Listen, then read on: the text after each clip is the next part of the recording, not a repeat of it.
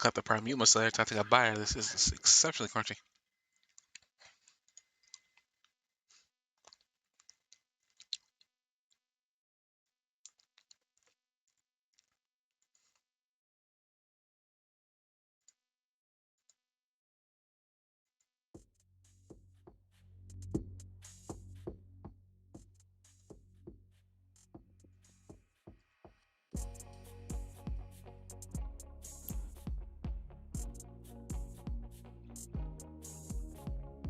The stuff I have to talk about is probably really different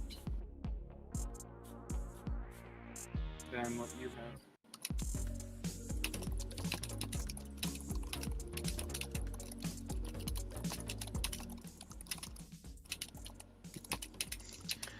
Okay, we are live for this week's Anime4All podcast, season 2. We're here to talk about the recent episode of My Hero Academia and also 2 more episodes of Shaman King. We're back on that train. But as we always, yes, that train that we just missed. As usual, before we go into that, just a tiny clip note here. Nothing's changed on the analytics. We're still down 2 followers, but apparently we've gone up, I guess, in downloads, I guess, at some point. I don't quite understand this graph. So, I think we're actually getting, like, I'm noticing on the map here, I think the downloads are going up in some places, which is funny. Yeah, we're getting a lot of hits in Ashburn, Virginia for whatever reason. Columbus, Ohio. Getting some in Cincinnati. Got some in STL, which is somewhere near St. Louis.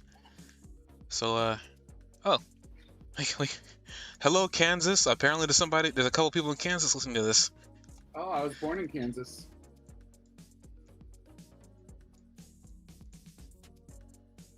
Maybe one day we'll get some hits in Los Angeles, but not until then. It's on fire right now, isn't it? I mean, when is it never on fire? But isn't like Los Angeles like some languages translation for on fire in the summer or something? I had no idea. Apparently we got some downloads in Brussels of Belgium. So, wait. Oh my goodness, we got some people in Frankfurt, Germany. Are you kidding me? Okay. Oh, I love hot dogs. Moving on, before we get too off the rails here and talk about hot dogs. That's all I wanted to say about that. We're going to start with what everybody's here for, which is My Hero Academia. This episode is a basics episode. We go back to the basics. We are now like following Uraraka and Froppy in their internships. I guess another interesting detail is I wasn't aware of this, but apparently they're doing this on their winter break. This is actually happening on their winter break. I was not aware of this until they brought that up. So they're doing this of their own free will, even though it seems kind of mandatory. So I don't know what that's about. But they do a recap of the last episode, and we are learning that as I turn this off, we're learning what they're doing a recap of everything that happened between Deku, Bakugo, and Todoroki and Endeavor, and they're trying to learn they're trying to improve what they need to learn. We see a couple of in the very beginning of the episode, Deku brings up the other students are at internships, and we get a chance to see some of them. We don't get a chance to see all of them, but we learn. We get to see almost all of them, don't we? I'll probably say a good half, maybe. If not, we're gonna go through right now to see if I'm wrong on that one. We probably are. The first slide we see is a Kaminari Vine girl who's also with him, or is it? Tape Man. Yeah, we see Tape Man with Mount Lady, not Kaminari, but Kamui. Yeah, Kamui, and that flat dude, that ninja dude. So they're interning. Grapes over there too, in the corner. Oh, I didn't let that go far enough. Yeah, but yeah, Grapevine's there. We flash over to Kirishima, Tetsu, and Amagaki. That guy from the Big Three. They're interning with Fat Gum. I think it's about it. They're the only 2 interning with them. Well, 3. Then we know that Tsukiyomi is interning with some place over where Hawks used to live. Uh, Mhm. we see Ida going back to where he first interned with that guy with the fin on his head back when back during the stain incident. Uh-huh. Is he the only one there? I guess he's the only one there. Okay, I didn't know that. Okay, so I wasn't paying attention to that. The next slide we see the ultimate muscle ripoff guy with the beast or what was the thing you said he was more like? I forgot what he was more like because it wasn't beast. It was somebody else. Sasquatch. Huh? Sasquatch. Oh, the Sasquatch. Sasquatch dude. We also see Tailman along with the guy you wearing the Saiyan armor. They're Sugar Rush? intern. Oh, no. Okay. No, I mean I already said I said the Sugar Rush is the guy how I called it Ultimate Muscle Rub Off. You don't know Yeah, Ultimate Muscle, so don't worry about it. that's Uh, okay. it's a good anime for what it was worth, but whatever. With Fat Gum, we also have what's the bird guy's name? Tetsu? No. I said I think his name was Amagaki. I forgot Sun Eater. I already kind of mentioned him already. I was But talking you about him. mentioned you Huh? see the bird guy walking with some people. Is that the gun? What's the bird guy's name? What are you Help me talking out. about? The guy with the black head, the bird one. Because you skipped him. No, I didn't. I said Tsukiyomi was. I said Tsukiyomi was interning. We already know that Tsukiyomi was interning over where Hawks used to live. Oh, I'm We sorry. Okay. we already kind of we already kind of knew that because episodes ago Hawks brought it up. Well, Deku asked where Tsukiyomi was, and Hawks said that I wish I could be right there with him, but I had something else to do. He mentioned that he was already over there. My apologies. That was no problem. I mean, was there anybody else in that scene that I didn't pick up on, or was he the only one? He was the only one. You're good. Okay, I just want to make sure. So we're back to Freeze's minion. Skip over it. Well, shoot. Well, I don't know any of those heroes that is with Sugar Rush and like those guys. I don't know any of them. I don't know if we ever find out who they are. We probably won't. The guy at the top has been brought in and mentioned. He's the teacher, but I can't remember his full name. I mean, I could look it up, but it's not really. It's more like a cameo, so I didn't really bother looking it up. But he's one of the teachers. He has some fun name. I just can't remember what it is. Well, then we can move on to the next slide. And Jock had funnily enough brought up that there is somebody in there that looks like a Sonic the Hedgehog clone. Yeah. I kind of just kind of got to the point where some of these are either just references or rips on other things. Some of the art design on some of his characters kind of seems out of place, and he's another one of those really out of place looking dudes. Uh-huh. But we see Headphone Jack. We see Shoji, the guy with the multiple arms, with Gang Orca. And I don't know if we've ever seen him with his mouth open, but if we haven't, we have seen it now. That is really creepy looking. I don't know what else to say about that. This is really creepy looking. Creators with that comic book looking lady and something that looks like a scarecrow, which I assume is their teacher. Like half scarecrow and half like witch doctor looking guy. Mhm. With the metal legs. Right? I don't know if you're going in order or not, but isn't that like way before then? I mean, no, I was going in order for a hot minute. I kept on pausing though because I need to. Okay. Because we were at Jiro. That was Jiro's next, and then um you did say Jiro, didn't you? But Jiro, the guy with the ability to talk to animals, is with the comic book dude and the washing machine hero, who I forgot his name because we got his name, but I completely forgot his name. The washing machine hero is my new favorite character, even better than Froppy now. Oh lord. I guess another thing too. I never really realized this until now, but the comic book dude and Jiro kind of had the same power base. You know, they both have their abilities are within their voice. Him is just more comic book onomatopoeia, and then Jiro's just able to talk to animals. Yeah. I never really thought about that until now, but that was actually interesting. That's really cool, yeah. Now that you mention it. I guess he would have been good with the mic guy too, right? Yeah, I guess actually. But no, he fought against President Mike with the headphone jack. That's when he discovered he had a fear of ants or bugs, whatever. But I guess No, now I we can mean, talk. like learn from him. Yeah, I guess maybe. I mean, if he had any interest in teaching him, I mean, I don't know what President Mike's personality truly is like. We've seen him most of the time, but it's more like he's just joking around. Yeah. Um, we move on from there to Creati and Tail Girl, and as Jock mentioned, there was a witch doctor behind them who I've never seen before in my life. The guy seemed like he'd be. Which doctor is that?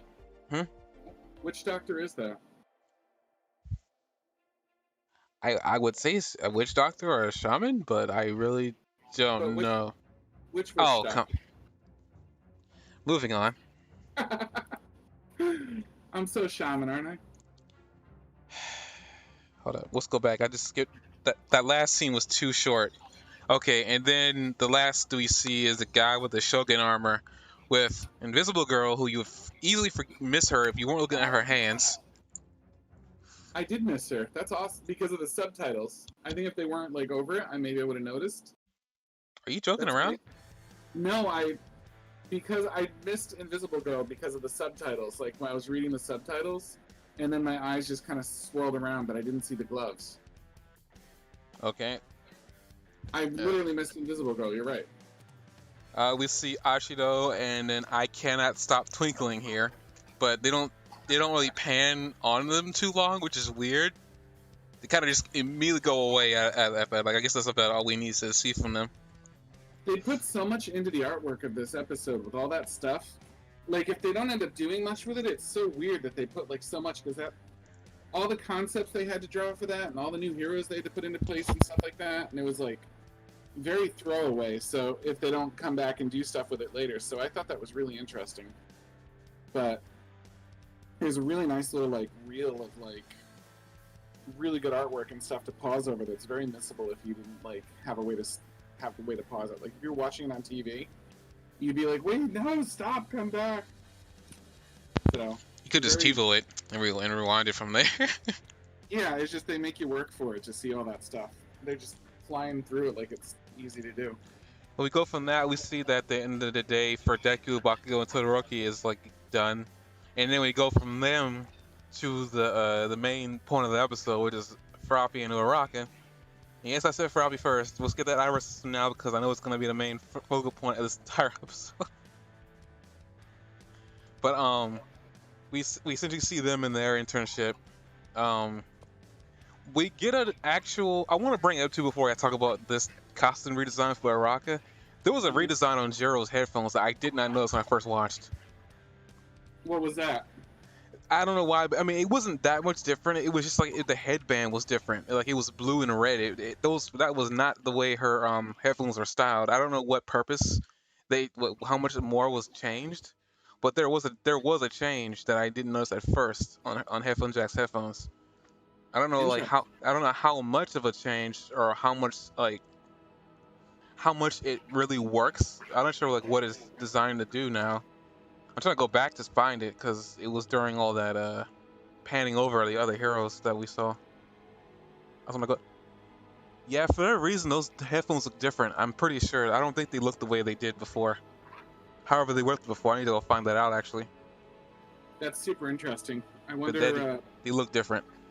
There's so much missable stuff. Like I was so absorbed in some of the details, like missing Invisible Girl, like was easy, and missing something like the headphones was easy. Like they just bombarded you. It's almost like they wanted you to only catch a couple things and have things that you went back and realized later that you missed.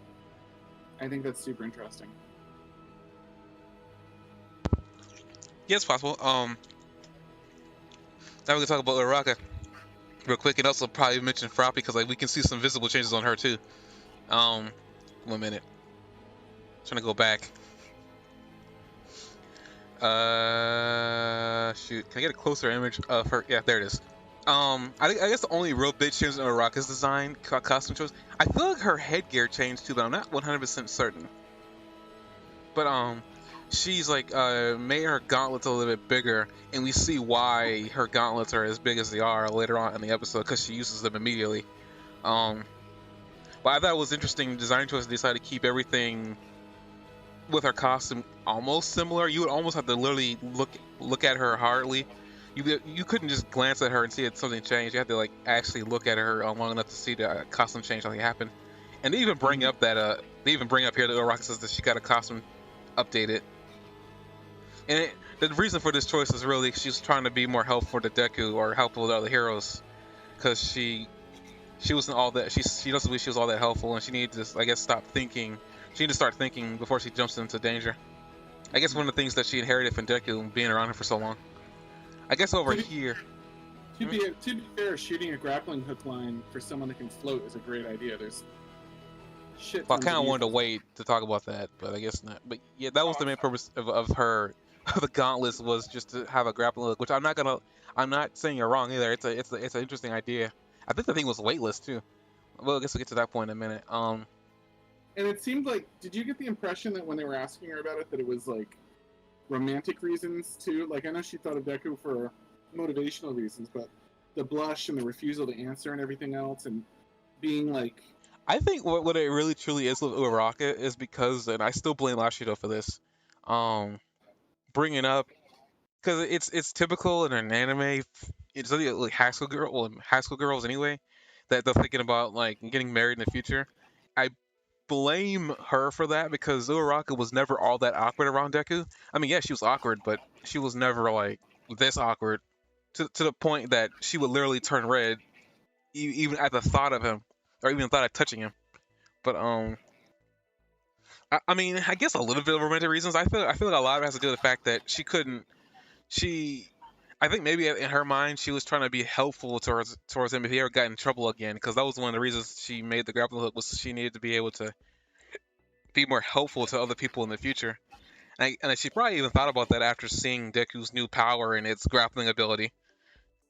yeah. If anything, that's probably what did it was that she saw what that ability did, and she wanted to be able to have her own version of it. And probably some romantic reasons because I mean, they're really pushing this Uraraka and Deku thing. I mean, I don't know what you do with them in bed, but it seems like it's possible that it's like a sex thing. I mean, if they're in the BDSM, moving on to Froppy. I think we brought this up before, but I'm almost certain we don't see it because she doesn't do anything this episode, which is actually disappointing. Other than like hop on the back of Selkie, she doesn't really do much this episode. But they did emphasize when she saw Selkie that she I thought this was really interesting that yet again they emphasized that she follows orders at all times. Like, she believes in following orders and being kind of a soldier about it, rather than think of herself. Even though she's adaptable and like setting a mission, if someone tells her to do something, she does it. Like, if it's the person that's in charge of her, and she's just so committed to that. And you see a whole little like recap montage, like a mini one, like where they go over that like idea again. So this is like the third, possibly the fourth time they've driven that home. And I thought that was really interesting that they took the time not just to mention it in passing, but to actually do like a recap of that being like the core thing that she got from that experience. Yeah, I thought that was cool. I mean, at least the people who jumped into the season not knowing Froppy's past with them, they got a chance to see it there. Now, granted, I don't know why you jumped into season 5 as your first season of this anime because you're doing it so a disservice, but whatever. But I guess I'll go to just only brush on it a little bit. I mean, after the redesign discussion with Uraraka, they have a little party with I forgot her name. Is her name Ryu? I forgot her name. Shoot, Rikun? I forgot her name. The dragon chick. But they have a little mission. They have a little like I guess party with her, and then Ryuku. Okay, thank you. Ryuku. Cause like they're interning with her, and then right now we're going past that. There we see news that apparently there's a wildfire going on, which is kind of funny considering how much fire is going down in California right now. But they just kind of check it out while eating cake and having a party about the fact that they have a new suit before they go off and spend the day at the beach. Yeah, before that they also dropped the name Trigger. We are seeing more emphasis on the drug that enhances quirks. We also find out this is a different variant on that drug where I think it's a lot more potent. And we see how potent it is later on in the episode too, because they keep dropping these things, but we do see what they are later on in the episode, which they do a good job at dropping things in only a few minutes later, we see it in action. But that's coming. Yeah, yeah, as Jock said, they go to the beach. This is the obligatory beach fan service episode. But it only goes on for a couple of minutes before they go to do the main story bit of this episode. Wait, I thought that was the end of the episode. That's why I was late to the podcast. I was just watching that 2 minutes over and over again. Do you believe it's saying too much for your own goods, Jock? For 4 to 5 hours, I was watching that. Oh dear. I did notice though that during that episode, around 9:10, she's wearing flip flops. Who, Froppy? Yeah, when they're running through the water around 9:10, she's wearing flip flops, and the other characters are not, which made me think it was sort of like a tell that she does not have webbed toes, because you can't wear flip flops if you have webbed toes. So I've been curious about like whether her toes were webbed in between, but that made it pretty clear. And then around 9:30, they show you her feet, like, because they show her swim from like her back to the camera, and you see her feet, and they don't look webbed at all there either. They don't even look long enough to be webbed, really. So I thought that was interesting because they do all these things to emphasize how frog-like she is, but then when she like was in her bikini and stuff like that, she was totally normal girl, right down to not even having something small like webbed toes, which is odd when you put her next to somebody like Selkie, who's basically literally a seal.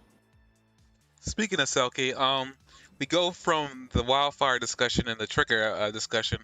Selkie, we see Selkie apparently doing his job as a hero and following I guess a ship that is like in Japan territorial sea, and he's trying to get them to stop. To cut things short, as he's trying to get them to stop, a guy ends up injecting himself with the exact drug trigger we saw before, and we see his eyes turn red and his pores open up and steam come right out. Effectively making a smoke screen, which makes me think this guy's ability is only able to make maybe a couple puffs of smoke, and the trigger just makes it come out more. I have no idea. Who made a smoke screen in the battle against Mustard when they were attacked during camp? Do you remember that fight? Remember Mustard was in the middle of all that smoke? Mustard was the smoke. He made this. Oh, that's right. And then he had the gun. Mustard was able to do a lot more smoke than this guy was without any enhancements. That was kind of interesting. That then they show somebody with an enhancement do something really small, and then you don't see anybody else use the ability either. So it's almost like the anime was like intentionally making you unsure of how strong this drug was. Do you know what I mean? Like they don't want to give that up now. They want to let you know that it exists, but they're still keeping the tension high because exactly, we look at that and we go, well, how strong is this crap? Is it really strong or is it not strong at all? Because that wasn't very impressive. And then the other two characters, they talk big about using the trigger and how much it's going to help them, but when you see them like one of them doesn't even get to pick it up and the other one gets to pick it up and gets a Selkie punch in the face and almost goes through the window. So nobody else actually got to use it. That guy used it twice, but that was it. Yeah, I mean, I don't know what I feel like. All that was just they wanted us to show it once, it being in use, and that was about it. The other guys probably didn't have powers that were consequential enough for the power to even matter. Yeah. Possibly. We learned later on they were just like couriers. They didn't know what they were even carrying or what they were carrying. I mean, they knew what they were carrying, but they didn't know what was the use, what was going to be used outside. But after that smokescreen situation, they end up getting out. Soki is like, something smells fishy, fish pun. And he ends up he ends up sending out a rescue invite to the number 10 hero. And it's essentially how we pull Froppy into this episode again, along with Uraraka and everybody else involved in this shenanigery that exists. Yeah, I'm trying to see if there's anything in between that. No, not much. Yeah, I mean, Froppy remembers Selkie. I always get Selkie mixed up with the other girl, who I forgot her name. In terms of names, because I feel like Selkie would have been her name, but it's not. And as Joke mentioned earlier, Saki brings up that like everything that Froppy's done in the past with that octopus dude. I think they caught him and put him in jail, didn't they? Yeah, Yeah, they kicked him in the face. Yep. it was too lighthearted of an episode for them to have like killed him or something. So, and they definitely didn't let him go. Yeah, her name is Sirius. I don't know why I keep. Okay, whatever. They also bring up the fact that Froppy's got her license, which I find it interesting that they ignore Uraraka the entire time, even though she's standing right next to her. It doesn't even recognize. Yeah. It's like, this is what I'm saying. Like, I was getting kind of concerned, and we get the obligatory fan service. And I also had to bring up too is the last time that Froppy was actually in a bathing suit, it was like a one piece. The fact that it's a bikini here is very also weird too. No, it's just. I mean, why not? They're just all girls there. It's not like they have to be modest with each other. They're all female. I guess I don't know. I just found it weird the first time she was wearing a one piece, but the second time I was like, okay, she got. I guess you can have multiple bathing suits, but it just like it seemed kind of interesting. Oh, you're right. She doesn't have wet feet. Yeah, like I said, I didn't know if maybe they were showing her in less clothes to emphasize that she has a human body, like to give you a little bit of. I mean, I think I knew she was like. I mean, she even though she has a frog quirk, she looks very human considering her quirk is a mutant ability anyway. Right. I just thought like since they were doing a little slice of life moment, I thought they were giving us like a little inconsequential information about what she looks like. I mean, we were kind of already seeing that in, like early episodes. I mean, for crying out loud, when she's on that wall, you can just see her from the rear end, and they were emphasizing a lot of things. As I was getting kind of weirded out. I was like, what's going on here? They never showed Froppy like this before. Usually, it's created to do this too. They also have her sit in that weird position and stuff like that, though. So I think they were just like, I don't know. I just felt like maybe they were kind of establishing things a little bit. That she's. I mean, I guess we can just take it like that and then kind of just move on from the conversation. Yeah, like I said, when they had her in sandals and nobody else was there was in sandals, and she was running through the water when you wouldn't even sandals. That was the moment that made me think that they were just trying to tell you a little bit about her anatomy, in like a really little gentle way, like without making too big of a deal out of it. I guess with the slice of life, we go continue for them all having fun. We see Nejiro, who I'm guessing they're emphasizing because Uraraka is turning down food that she's handing her to her. I'm guessing they're emphasizing Nejiro can't cook. I don't know what the point of that burnt food was. I thought she was eating weird looking stuff. Like she was eating stuff that had like undescribable body like parts and stuff like that. Yeah, but it doesn't look like it's a healthy color. But then again, I could be wrong. I don't know what a healthy color of food is. It was also not a healthy shape, though. I thought maybe they were like seeing her eating some weird stuff. Because actually, you know, I just realized something. What? They're all curled like her ability is. Oh. Maybe she like cooked it with her energy or caught something like. I guess she could cook it with her energy. I didn't know her ability could. I guess it is just energy output. It seemed like it was making them uncomfortable, and for more reasons than just they didn't want to share it with her or something like that. It was more like deeper than just like a little burned or something like that. That she was eating something that was freaking. I guess speaking of like very weird food, I mean, what the heck was Sirius eating? You just have Froppy looking at her like, what is going on over there? She's taking one bite of her kebab and she's looking over. You can see a sweat. You can see like a sweat drop on her. Like what is going on over there?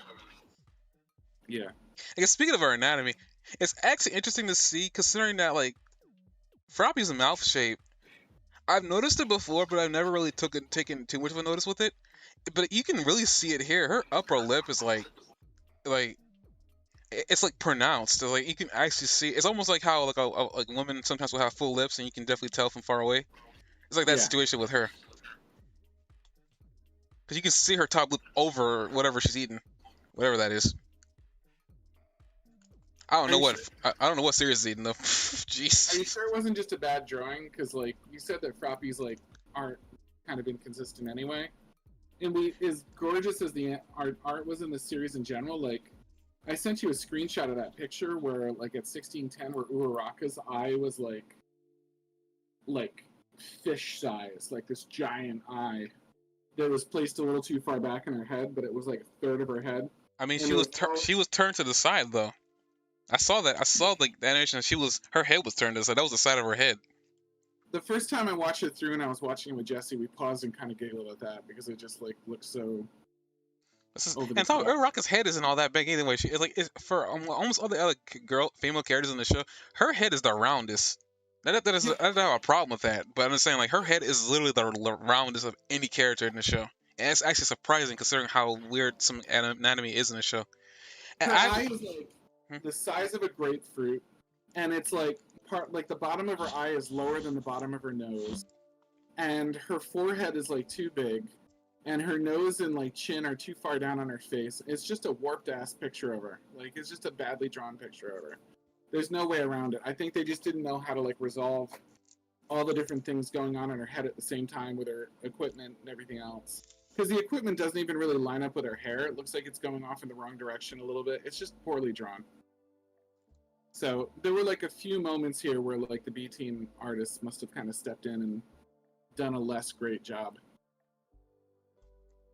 I don't know. I mean, like when it comes to Frog's mouth, her mouth has always been like very frog, like Kermit the Frog. I've been paying attention to like whenever she speaks and whatnot.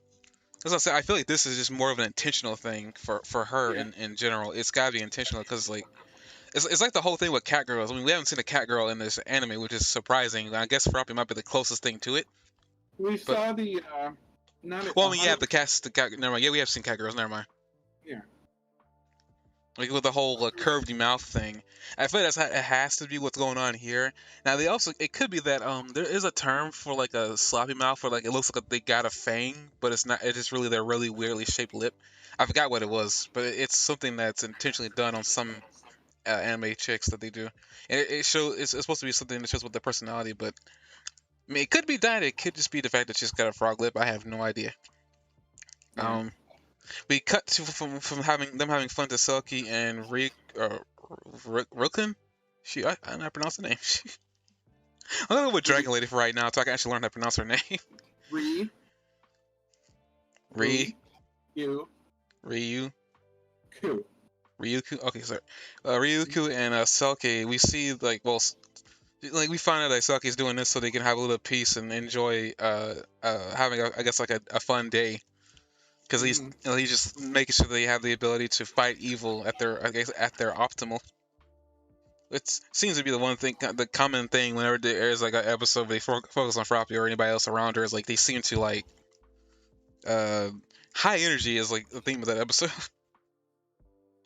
We cut to the couriers, them hiding in a rock formation that looks familiar to the rock formation that the octopus dudes like hid in last time. Didn't it look familiar to you?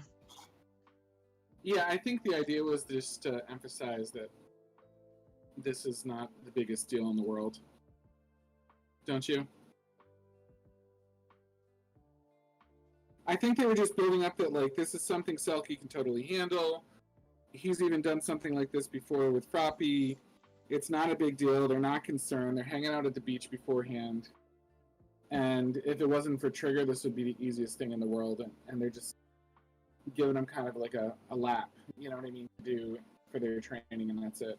And I think it gets out of hand a little bit when they've got the surprise of the plane and, you know, and the trigger that they're shooting up and stuff like that. But I think the idea here was they thought, like, well, let's get them over here. Let's do a day at the beach. Like, we didn't even really need them, but we're just going to kind of chill and have fun with this and remind them what it is to be a hero, you know, and make this sort of a moral lesson. And then things became a little surprising after that and had a twist. Yeah, Because he even says they probably won't try to run during the daytime. Do you know what I mean? Or until tonight. They said probably, like to the point where he feels like he's so in control of the situation that he's willing to take a chance on if they do run, he can probably catch them. well, I mean, you really can't beat a seal. And I think spotted seals are supposed to be like the fastest thing in the water. I think. I hear typing, so he's probably gonna confirm this. But as he's trying to confirm that, we come back to like later in the day, and now they're already prepared. They're prepared to go off and get these Marudas because, as Jock said, they were waiting for they're waiting for the day, like they're waiting for later in the day to go after them.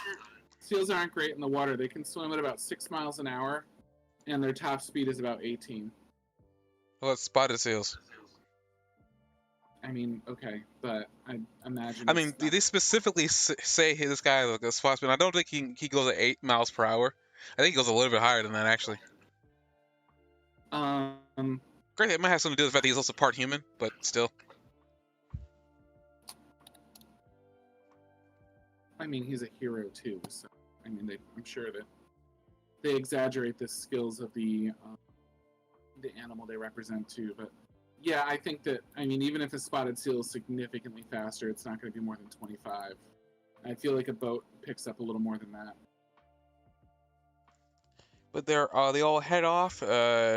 Ryuku is leaving Froppy and Uraraka with Selkie.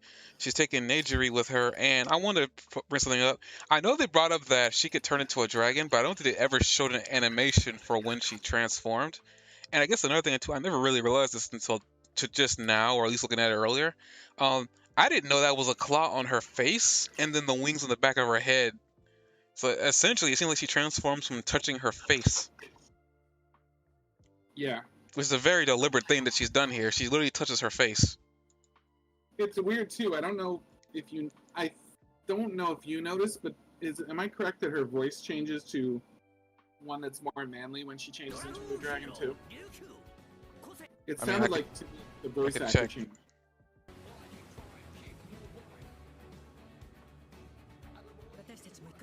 I ran a little low on time and I didn't want to go back and confirm it, but it sounded like a male voice. That was kind of that's the first time I've seen something like that happen, where they're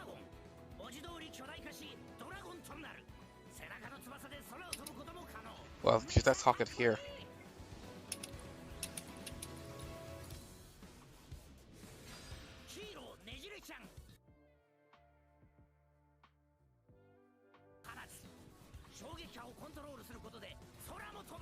Trying to. It's cute around with dragons from like Fairy Tail.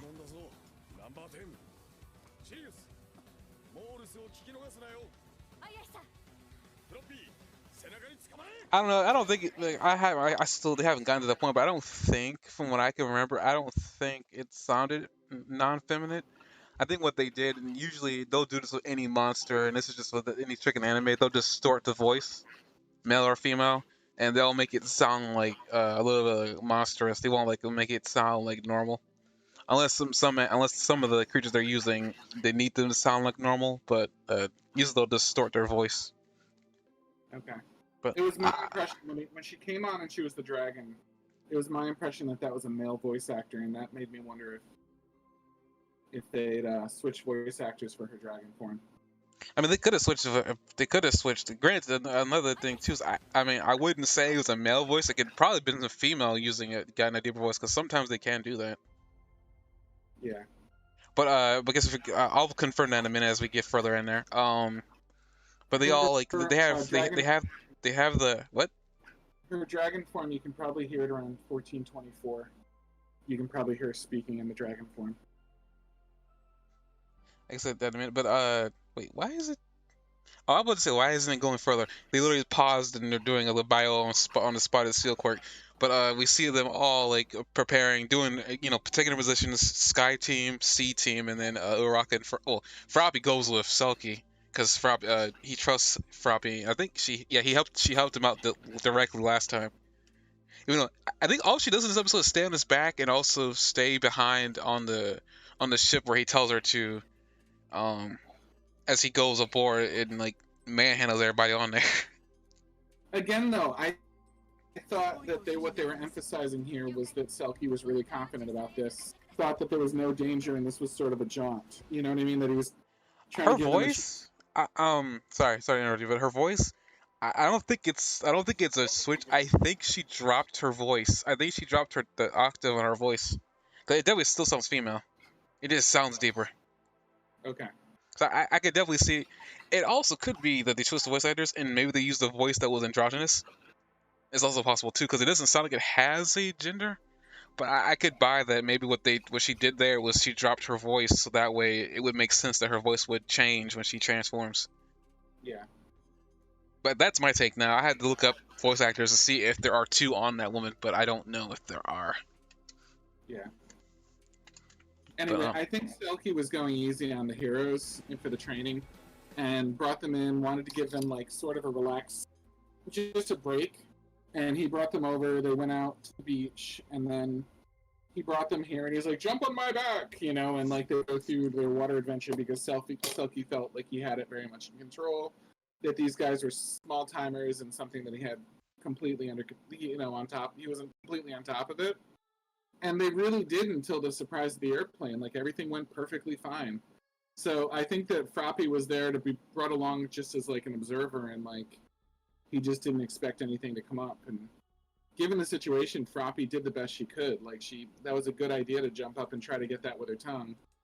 But you can also see how worried Selkie was because she lands in the water and she's a frog, and he's like, "Froppy!" and she has to tell him she's fine. It just felt like he was going really easy on her. like I said, I'm just saying that I'm surprised that I guess they wanted to focus more on Uraraka this episode, but I don't know. It just seems kind of weird. I thought they were gonna give each one of them like some time stuff, but maybe she didn't need to do anything this episode. I had Yeah. no idea. I'm not saying it was a bad thing. I would just say I was just surprised and kind of disappointed that she didn't do anything. Yeah, she just didn't really have a chance. Selkie came in and just murked that guy, with one punch. The other guy wasn't really an issue, and it's just this one guy in the plane that was trying to get away that seemed like it was problematic at all. The And even big of a sorry. deal, Uraraka, like hand-to-hand combat. You know what I mean? I'll get to that in a minute. I'm gonna fanboy all over that, but it's only gonna be for like a minute or two. But I will fanboy over that. Are we talking about the escape scene yet for the No, plane? not yet. We're getting there. What I was saying, essentially, they find the ship. The guy does the super smoke screen thing.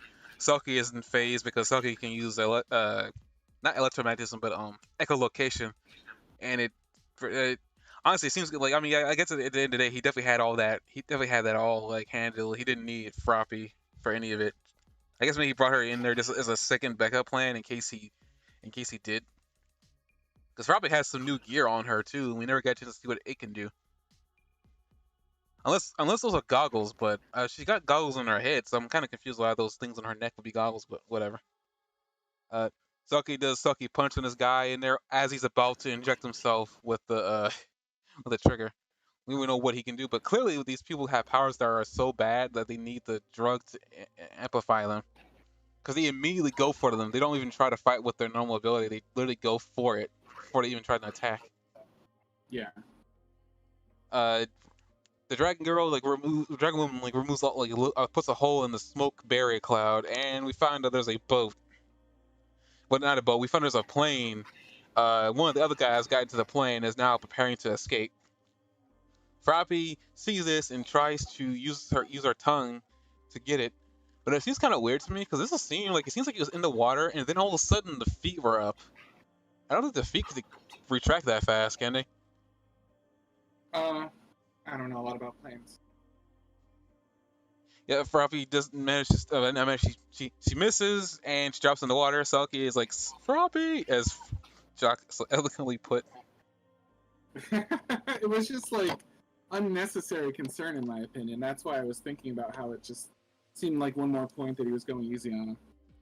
This scene, if I can interject for a sec, this chase scene, especially at the beginning, the guy, I remember the first time I watched this, it sat in my mind. The guy that's running here looked to me like Spike from Cowboy Bebop. Just not enormously, but a little bit. And then after that, the scene kind of stuck in my mind a little bit. And I sent you I don't know if you had a chance to watch it, but I sent you a scene from episode 1 of Cowboy Bebop where there's a plane chase scene that starts over the water and then goes into space. And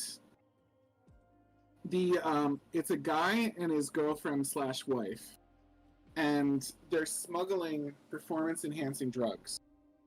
The wife's shirt is the same color as this guy's jacket, the guy has like a sort of passing resemblance to Spike, except his hair is brown instead of like Spike's greenish. He has sort of the same nose. He has sort of the same facial build, the same eyes, stuff like that. And then he's smuggling performance enhancing drugs like the other one is, and he's running from the cops and Spike's bounty hunters. And Spike is the one that chases him down, and they have an aerial chase. And then they're able to take him down.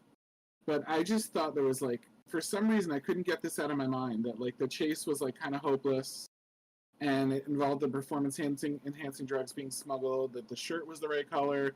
The guy that's flying the plane also sort of has somewhat of a passing resemblance to this character, and it just felt like a Bebop moment. And then in My Hero Academia, at the end of the scene, after he's captured, the sky pans up to the sun, like the star, which is a star up in the sky, in the setting sun. And I felt like looking up at that star, like if this was Cowboy Bebop and you saw that exact moment, it would have said "See you, Space Cowboy" at the end. And it just like, I looked at that moment and it just hangs in the sun for a minute there, and I just feel like "See you, Space Cowboy," and that's just like what went through my mind, and it just felt extremely like episode 1 of Cowboy Bebop to me. Like a little tiny bit of an homage. I mean, I'm reading up on Kohei Hirokoshi, which is the author of this manga. Yeah, None of the things he's self-professed as being inspirations is Cowboy Bebop. I understand that, but this one scene felt extremely. It's just too close. Like the colors match the No, what smuggling I'm theme. saying, it doesn't seem like he's even watched it, right? Though he doesn't even mention it here. But don't forget, it's only episode 1. I know, Who but has I don't know if even if he could just like on a passing copy something like that, you would have to have watched the episode to get some of the passing bits in there. Perfect. It's just who's in the anime in any way and hasn't seen episode 1 of Cowboy Bebop. Cowboy I Bebop haven't. I is haven't like even watched Cowboy Bebop. Cowboy. What? I haven't. What is your I told you, delusional? dude. I told you, dude. Back when this anime was on Toonami, I was in my whole I'm not watching anything with Dragon Ball Z fit, and I haven't really gone back to watch some of the stuff that I missed. And it's Cowboy like I'm Bebop is not saying that it's a bad anime. I just haven't had any interest in trying to go back to watch it. yeah. It's just so iconic. It's hard not to. I'm But aware of it. I'm the fully aware thing, of the anime. I just never watched it. yeah, it was just so uncannily close to me. Like I wasn't looking for a connection like that, but it hit like it started with looking at the guy and thinking he kind of reminds me of Spike, and then I thought about it a little bit more, and I'm like episode 1, and like how like a lot of the motif just felt super close. Anyway, that's all I've got for that, but like it just felt hard to ignore for me. That the similarity there. He might not have used anime. The fact that the guy even uses anime as a source of inspiration makes me think it's not impossible. It'd be really subtle anyway, but it just seemed not impossible. I mean, that anime is in space, and he's also not. He's also used a lot of Star references. It But probably would. it starts on the ground in a planet that might be Earth. I can't remember which planet it is. It might have been Earth. And the beginning of the fight happens over water, and then they go up into the sky, in this case all the way to space. But that moment at the end where they say mission complete and you look up at the star, like felt very "See you, Space Cowboy," which is what they say at the end of every episode of Cowboy Bebop, and it's about the end of this episode too that it happens. It's just There's a live action adaptation of Cowboy Bebop coming to Netflix. so there's that too. I don't know what to tell you, dude. It just sounded. It was very, very. Um, it was very, very close. And I mean, like I said, I never watched it, so I cannot argue, and I would not argue against it. I saw the similarity, in the character, so I'm not gonna argue that there's no way. But I would, if him This being, podcast feels like weighing in on your opinion, I'd love to hear it. I don't know. Not everybody here has access to the comments and stuff, but Jeremy, where can they reach you for that? Because I'd really be interested in hearing what people have to say about that. it hasn't changed. Just like go on Twitter and just type in the Game Hunter 09, or the Game Hunter underscore, you'll find if you really want some specific, my I think my what's my icon at right now? Maybe that's what I can Twitter where you are. If I had to, I will make sure to remember to put a link inside like when this episode goes up. I'm genuinely curious. I mean, I feel like most people that are anime fans at all have seen episode 1 at least of Cowboy Bebop, even if they like decided they didn't like it. I feel like they would have at least watched the first episode to see what they were getting themselves into. So, yeah, I would really be curious to see if anyone else weighed in on that, because it's, to me, it was like right there in my face. It's the Game Hunter, but like right next to it specifically, I have Wakanda Forever in it, forever. That's pretty much been that way since the Black Panther movie came out. Ooh. I still have a picture on my laptop wallpaper of everybody waving goodbye to T'Challa. It was like a fan art that I found on Twitter. That man worked so hard to he worked to his grave. But we're not we're not here talking about that guy. We're here talking about anime. Yeah, you can reach me there if you ever want to send anything anime related or ideas, whatever. You can send it that direction. As we close this, we're not closing this episode off yet. I guess to speed things up here, uh, past like after Froppy is unable to catch the plane, and also the Dragon Lady is unable to catch up to it because the speed of of a machine is faster than her. Um, Sirius has the idea to shoot Uraraka off a harpoon as Uraraka floats up, and we see the actual use of those gauntlets on her hand. She, I, the best way I could put it, I think she adapted what she saw Deku's new quirk do and turned it into a mechanical situation. So now she's able to grapple hook onto anything as long as I guess is within the range of her of the length of her rope. She goes in there and it pretty much sends the Spike lookalike on his backside. And I'm telling you this, I've been waiting for this moment for the longest time. Every time they've had Uraraka almost do gun-head martial arts, it always seems the person got out of it. And I've been upset because it's like Uraraka needs to be touching people and making them weightless. She doesn't need to overpower them because she can make them weightless. So Right. to see her do that for the first time and be successful, I'm very happy about that. It's about time because she learned that like how many seasons ago? I forgot how many seasons ago she was learning gun hand martial arts. I know it was during the first internship she had, but I'm just glad to see that it's been useful. And now, as the plane is crashing down, Farapi's telling her to jump out of out of the plane, but Uraraka's thinking that the chemicals on the plane would affect the ecosystem. But I didn't think about that, so that's actually interesting that she was thinking that far ahead, and she wanted to make sure that the chemicals on the plane did not go into the water. But essentially, she is told to make the plane weightless, but she said that it's too heavy, she can't do it. But first the Ryu, I want to keep calling Ryukun like Ryukun. Hold on, I'm looking this lady's name up so I can actually have it down in my head. Ryuku. Ryuku. That's another person I know whose name is kind of close to that actually. Ryuku. Ryuku tells her to make the plane weightless. Uraraka says she can't do it because it's too heavy. Because we know there's a weight limit to how what she can make weightless. So you get some help in keeping the plane I guess steady. And then she just makes the entire plane weightless enough to have it float down slowly, and essentially gets it planted into the water. They effectively have saved the ecosystem and also kept all the chemicals they kept all the chemicals from being broken in and sent into the water, which is I guess like it was a small mission. I guess the whole point of it was to make sure the chemicals didn't leave the leave Japan because they were heading outside of Japan and they were heading to a place called Altero. I think it's how they pronounced it, and it was a country in Europe. I think that's the first time we actually had a mention of another country being involved in any illegal criminal trade in the show yet.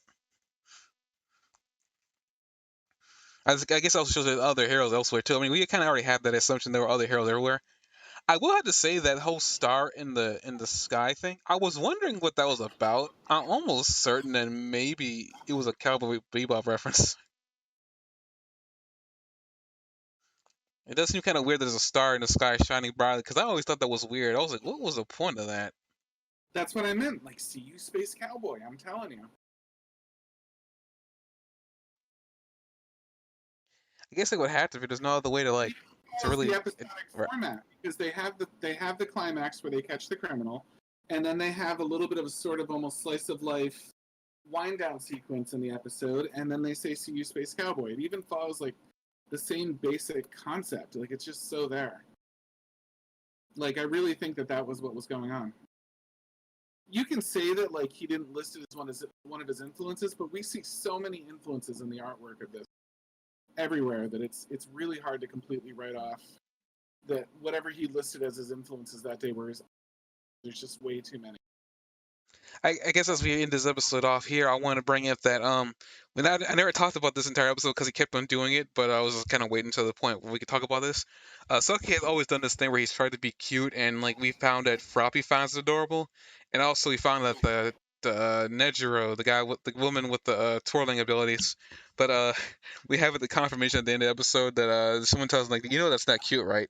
He's like, I'm beginning to realize, and then they cut it off from there. He's just like, oh, I no big deal. They're having a good day. I'm having a good day. It doesn't matter that it's not cute. Where do you think these quirks happen in the like what happened to make these quirks happen? In the universe that they talk about, people just sort of started getting them at one point. And now Well, I we're mean, they said that at least according to, because they haven't recapped that forever now, but according to what Deku said at the very beginning in an intro, that there was one quirk that a baby was born, one baby was randomly born one day with the ability to emit light, and then from there on, other kids started like, right. But that kid didn't seem to be the cause of quirks. He just seemed to be the first reported one. I'm I super mean, curious if they're ever gonna like dive into like now that we're starting to dive into the nature of quirks themselves, and they're giving us like this episode, we had some very highly specifically themed quirks. We had a dragon lady, we had a seal man, we had a frog person. Like we have some very like advanced level quirks to the point where they show a cat in one scene, and I was like, just in the opening like credits, and I was like, is that cat? You know what I mean? And the fact that it wasn't just limited to humans, it wasn't just like a genetic thing. Like animals started getting quirks too and stuff like that. It started making me wonder, like, if we're gonna get to find out where quirks come from in the first place. I don't think we are. I mean, I don't think it really matters where quirks came from because they just started spawning one day. It'd be really hard to, because basically what you're asking for is you're asking for a blowout reason for what's going to happen, and like whatever reason that we were given, if he decides to explore that, it's not going to be a reason that's going to make everybody excited. Except we know that they have these nomus and that they have tons of quirks, and we don't know how do you make nomus if All For One is in jail and they don't have his ability to transfer quirks from one person to another. These nomos are probably already made. I mean, no, like that's really what it comes down to. They were already made. They could be already made, or it's possible that All For One wasn't in there working in that factory in the first place, and we just think that that's what's going on because he was there when they got there. But we know that he was like laying a trap for them anyway, so it's debatable whether or not he was in there making no moves at the time anyway. He kind of had to be. He's the only one that can move a quirk from a body to another body. There's no other quirks that can do that. That we know of. But if they also found in the same way that they found a way to amplify quirks, if they figured out how quirks are created or a way to create quirks, then they could be drugging these things up to give them like crazy amounts of quirks too, and creating nomus that way, as opposed to just stealing them from one person and giving them to another.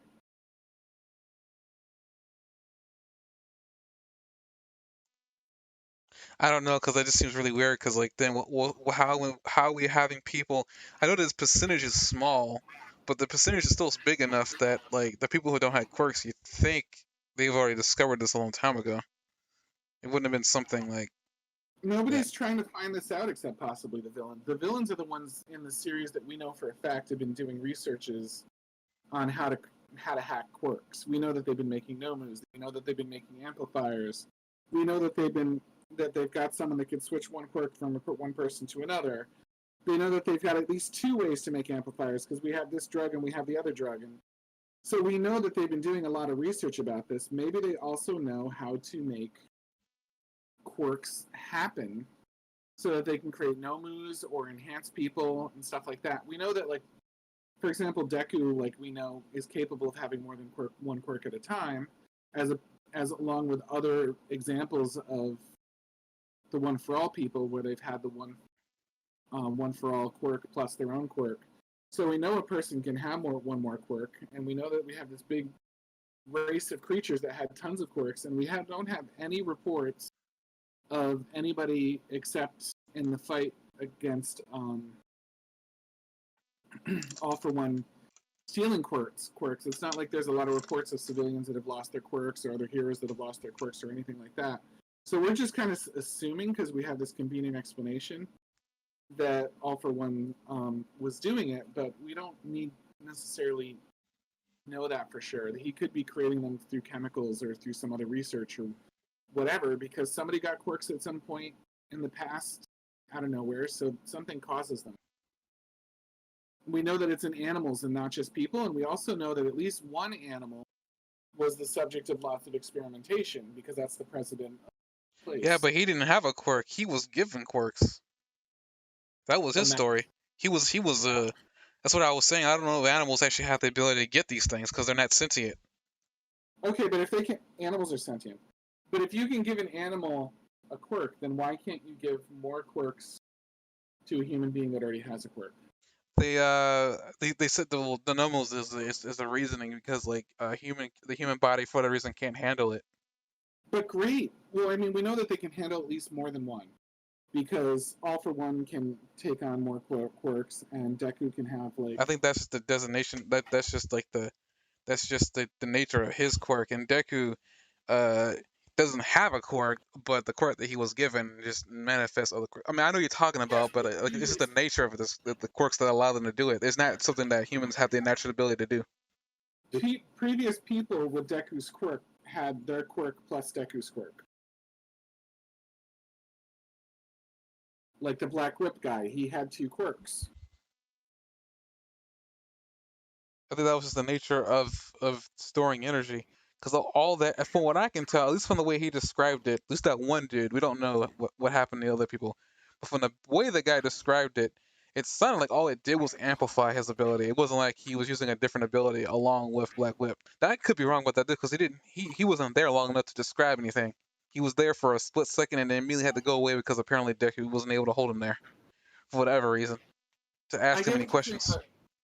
Right now, we know that we have villains experimenting with quirks and making some progress on amplifying and removing quirks. We know that we have these mutant monsters that they've experimented with, that they turned into mindless hulks that can do their bidding like mindlessly no matter what, that were originally like low-level criminals and things like that. We know that we don't have any definitive place where those quirks came from. We have someone with the means to do it, but we don't have any stories of like 50 people losing their quirks or anything like that to justify what's going on.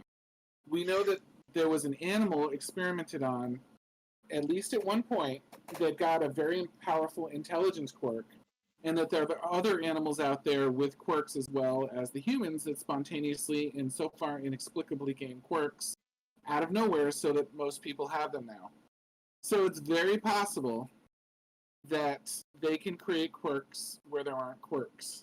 And if that just means that they overload them in their Nomu, and that's all there is to it, then fine. They get some mindless soldiers that are super powerful and have their purpose in the army. If they can give people more, if people can handle a certain number of quirks before they get overloaded, that's a number more than one, then they could be giving people additional quirks at some point. And maybe it's 2, 3, 5, whatever quirks that you get before you get like too many and you get overloaded. Or maybe it varies depending on the person, so some of them become nomus and other people become really powerful because they have the ability to handle it. We don't know. But this is all definitely within the realm of possibility in this universe. I'm not saying it's a definite, but it's something that I'm interested in. I get what you're saying, but there's a problem. There's a problem that I have with it story wise, and it's like if there was a way to make these things, that's what I say. I mean, right now a lot of this, my problem is with that doctor that told Deku that he didn't have a quirk because he was missing an extra appendage in his pinky toe. That didn't make any dang sense to me, because it's like, I don't understand how a body part like that, unless there's a body part that is spontaneously made from birth. But uh and I do know, like, I mean, there has to be a reason for why people got abilities, but at the same time, like, my issue entirely with it all is the problem I had with certain animes that kind of built up some mystery. Yeah, A perfect example of this is Yu-Gi-Oh, the original Yu-Gi-Oh with Yamayuki in it and everything like that. One of the bigger story, and that was a card anime, but the story was interesting enough to the point that it had me hooked. But one of the major last big story things that they had built up throughout the course of the show um, was the main character's name. The guy was a nameless pharaoh from a time when he was like from a time back in Egypt when he was alive, and he had been habit. His spirit was inside of a pyramid that a little boy had picked up. That he was able to inhabit. He was able to switch bodies with him to be able to walk around the earth on his own 2 feet. One of the things was that he didn't know his name, and that was going to be the way they were going to end the series. They were going to give him his name. To me, his name was definitely not worth the wait. To me, I didn't enjoy the wait for. I don't know what I was expecting, and maybe it was my fault for being all that interested in wanting to find his name out and me getting disappointed. I will full heartedly take that responsibility, but at the same time, they kind of hyped it up too much. For me, the idea of finding out where the quirk came from would be if like they would have to. For me, it's going in two ways. The finding out how it happened is amazing and mind breaking and earth shattering, or two, it's very disappointing. So disappointed to the fact that I'm not gonna want to care about it, and I'm probably gonna lose interest. yeah. These are two sides of the same coin. This is a 50-50 shot, and I really don't want to dive into that kind of situation because I'm pretty sure if he does have an idea where this quirk came from, it's probably not this big earth shattering revelation. It's probably some mystical thing that happened one day for no reason other than that it happened. It could be if somebody knows how to create quirks, it's probably not the good guys. So the fact that the doctor doesn't know, I mean, if you're arguing that like that doesn't make sense because extra toe, I mean, if you've ever seen a Nomu, like I guarantee you they didn't look like a Nomu before they had all this stuff happen to them. Like obviously No, getting what I'm saying quirks. is that he says that there was like I remember this line specifically because it really rubbed me the wrong way. Um, it was the fact that he said he had examined Deku, and this is like his third or fourth or fifth time that he's been to his doctor. And you can tell because the doctor's been seeing this kid a lot. He says that there was a bone in the pinky toe that he was missing. Right. That apparently all the other kids apparently had. That apparently made it so that he had it. That doesn't make any sense. It doesn't make any dang sense. That's what I'm saying. This whole like, I mean, yeah, it's intriguing to figure out where the quirks came from. I'm not even gonna lie about that, but I feel like that explanation I got is what I'm expecting is the equivalent. It's gonna be something so disappointing that I'm not gonna agree with it, and it's gonna make me lose interest. And I don't Yeah. want to run down that road. I feel like it could just be something like All for One created quirks in the first place. I mean, that'd probably be something I'd buy, and it would make me lose interest. But I don't know. Like, it just seems kind of weird. I mean, I mean, considering if we don't know how old that man is anyway, from the way he talks, it's not like he's been on Earth for past a millennia. I mean, he's been there for all of the generations of um, All for One because he's been there since the original All for One person. So he's been there for quite some time. He's been there probably since back in the day. Oh, it's very possible he's the one that created quirks in the first place.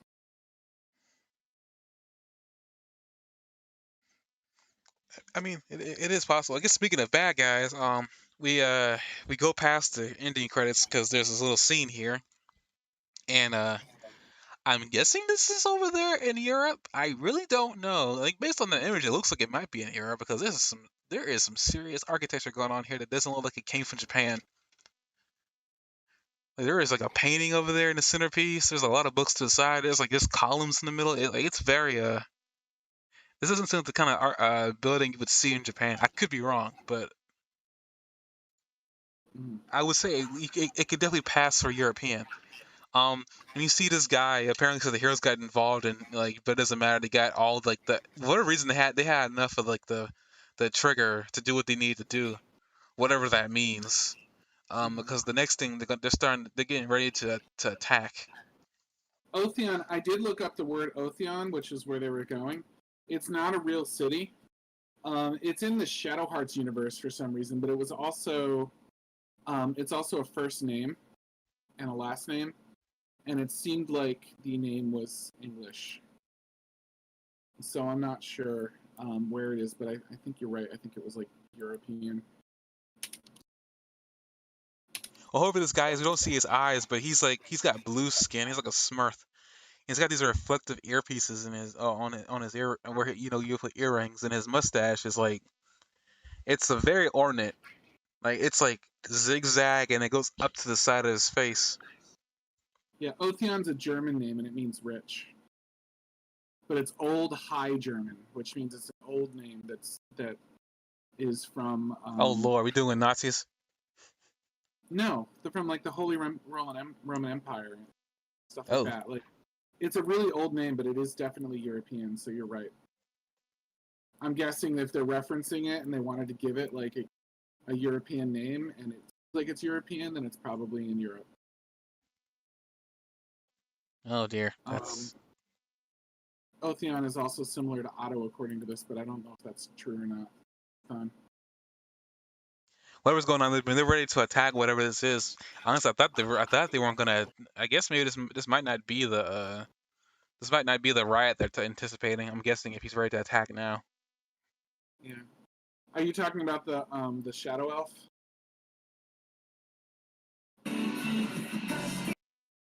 The heck was that? That was Funimation. When I mute the tab that Funimation's in, it doesn't mute the video, and if I mute this video separately, but I refresh the screen, it starts playing it again.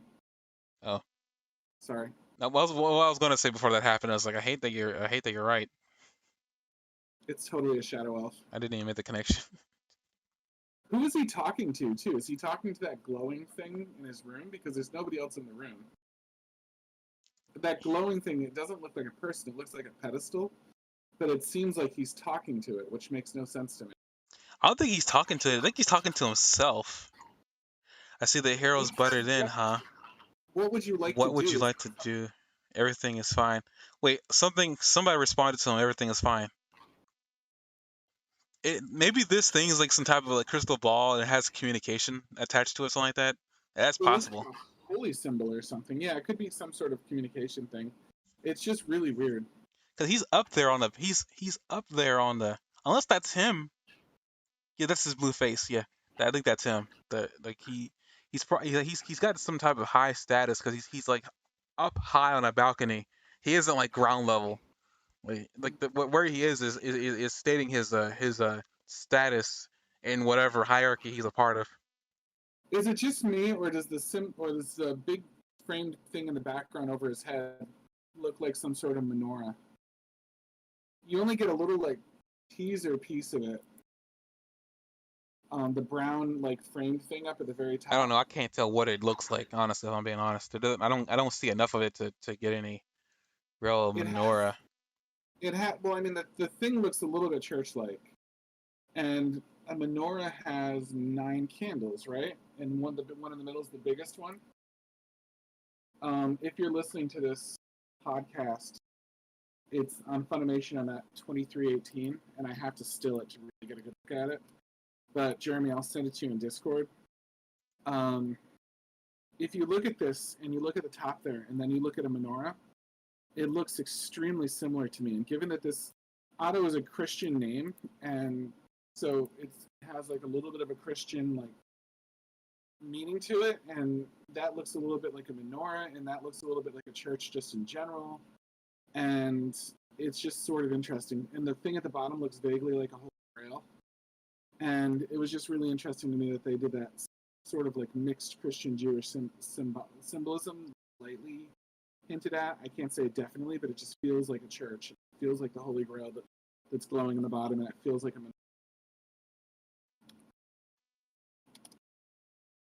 I mean, I guess I can't really say for certain. Wait, what? That's eight. That's eight candles.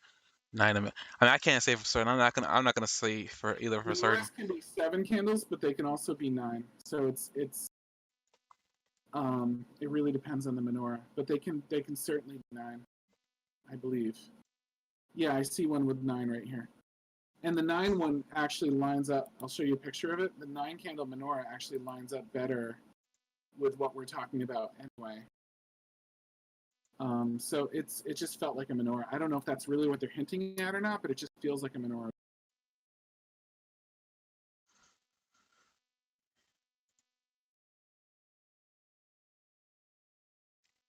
Menorahs have a lot of decoration styles, so it wouldn't have to follow anything specific.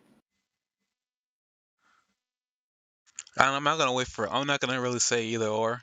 It could be, but I want to see more of that. I want to see more of that picture before I say either or what I believe it looks like. Because there's more in that photo than just like on the sides too. There's something going on the sides. Yeah, I agree, but also look up a Holy Grail. See what I mean with that too. It has a sort of Holy Grail feeling, that glowing thing on the bottom. If it was glowing like real heavy, it doesn't look unlike a Holy Grail.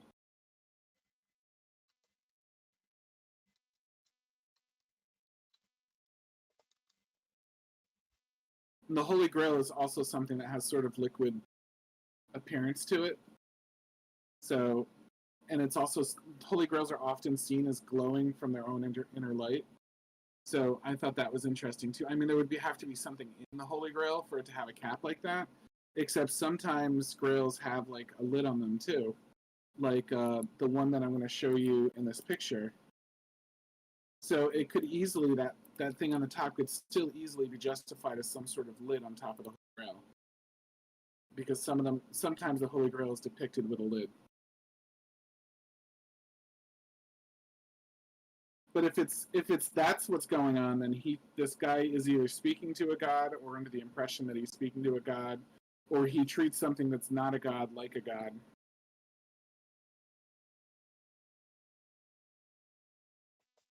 I mean, it's possible. I mean, he could just be.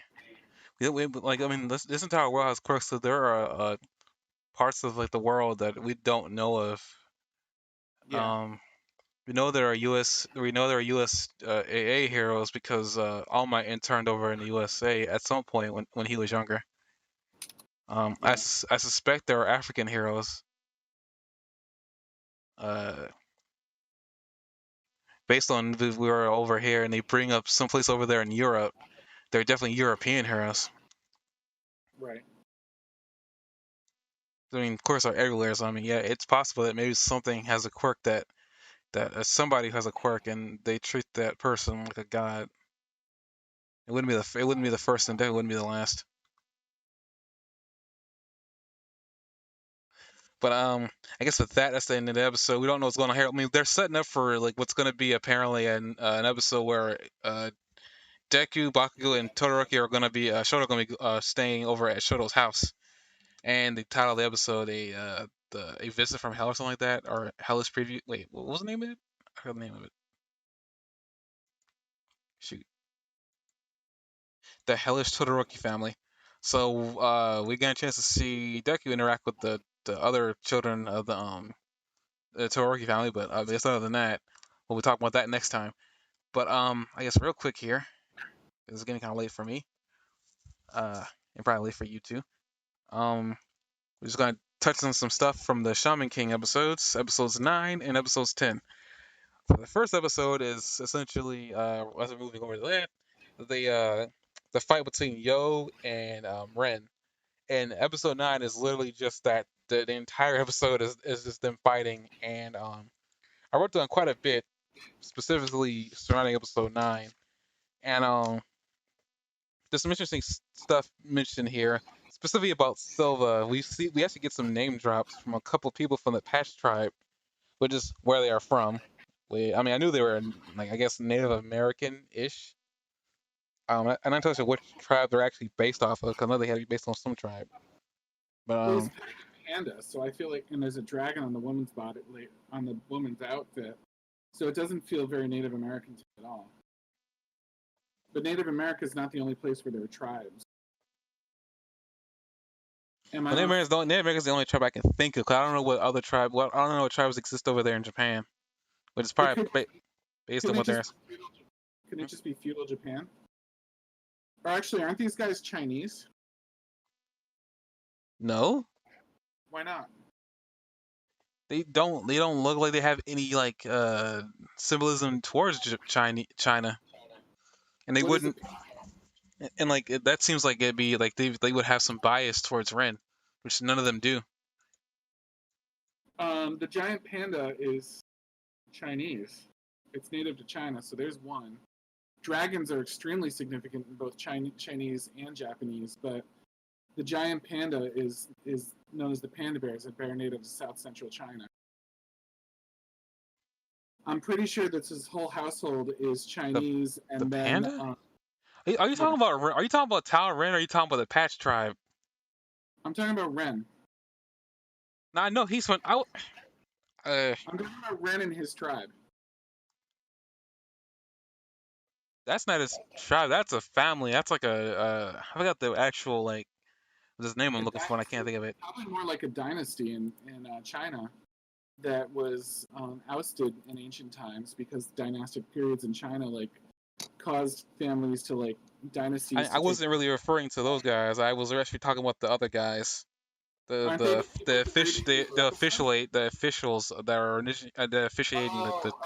Yeah, yeah. I wasn't talking about Ren. I'm sorry. Yes, at least one of those officials is Native American. I don't know if they all are. They all appear to have the same facial features. I would assume that they all are Native American. Can you give me a second, a time signature second that I can jump to so I can see for myself? I'm like right now waiting, and just like I feel like they all kind of have the. Also, we got some name drops such as like Silva, Kaleem, Crom, the guy that died. Well, the Crom, the guy that Ren killed. Yeah. We also the other get woman, I forgot her name. Was it Goldva? Was it what they called her?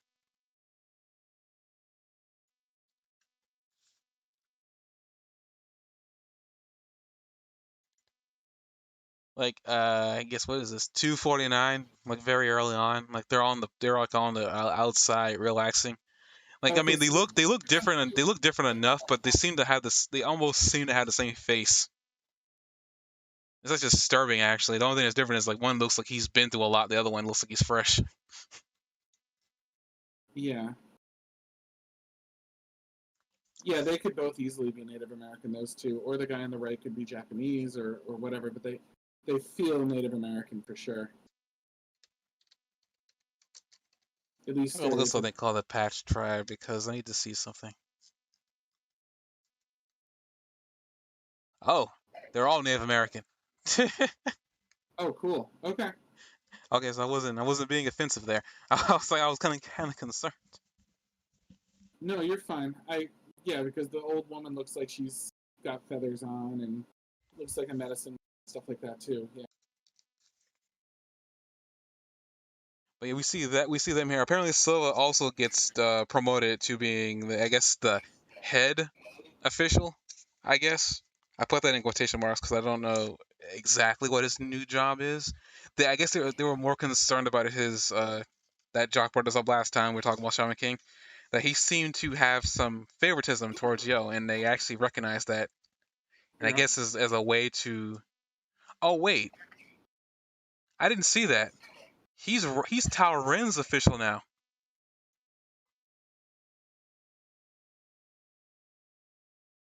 Oh, they gave Silva to Tao Ren. That's why he's there. Oh, I didn't see that. But who's Yo's? Did they move him from there, or is he the official of two people? I'm not sure. So I'm looking like right now as he's talking to him. I don't. I've seen the way you favor this a Sakura Yo. He's an interesting participant, but you gotta be impartial. Maybe he's just gonna be an official for two. Yeah, I guess he's just gonna be an official for two then. That's kind of interesting. Yeah, he's talking about like showing respect for Ren, showing respect for his friend being in Ren's official. So I guess he's an official for two. So I Okay. guess that's. I mean, great to how this fight ended. I mean, I guess it kind of makes sense. But essentially, we cut to from all that to Yo relaxing on the park bench with Amina Maru. He was just so mad that he's not getting angry. He trains a lot too, you know. Did you know that Ren drinks 3 glasses of milk every day? I mean, he's got to get taller somehow. Uh, we cut away from them again apparently because now we're like now we're now with Tomao and Anna I guess we get their thoughts on what how she feels about Yo, and essentially Ren comes riding on a horse. That's the end of the episode. Thank you. No, Yes. seriously, like he comes riding on a horse, and as he is, like I hate. I watched this episode. I couldn't stop getting Vegeta and Goku out of my head. Oh yeah, entirely. There's no way that that is not Vegeta. It's Vegeta being really upset that Goku has an inexplicable power boost after spending time in the Spirited Time.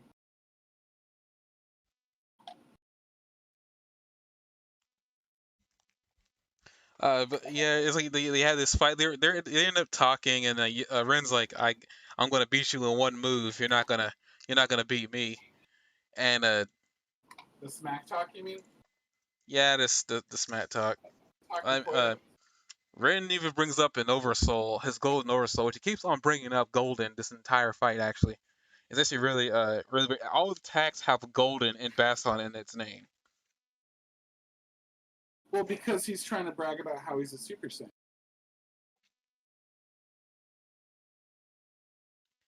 Can someone pull a cane in and then yank Jock off the stage, please?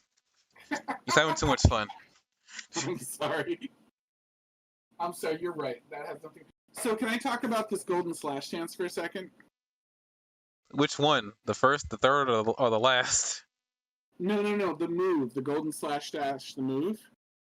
So, I looked up the Japanese for it online, and it's called Chukozemai.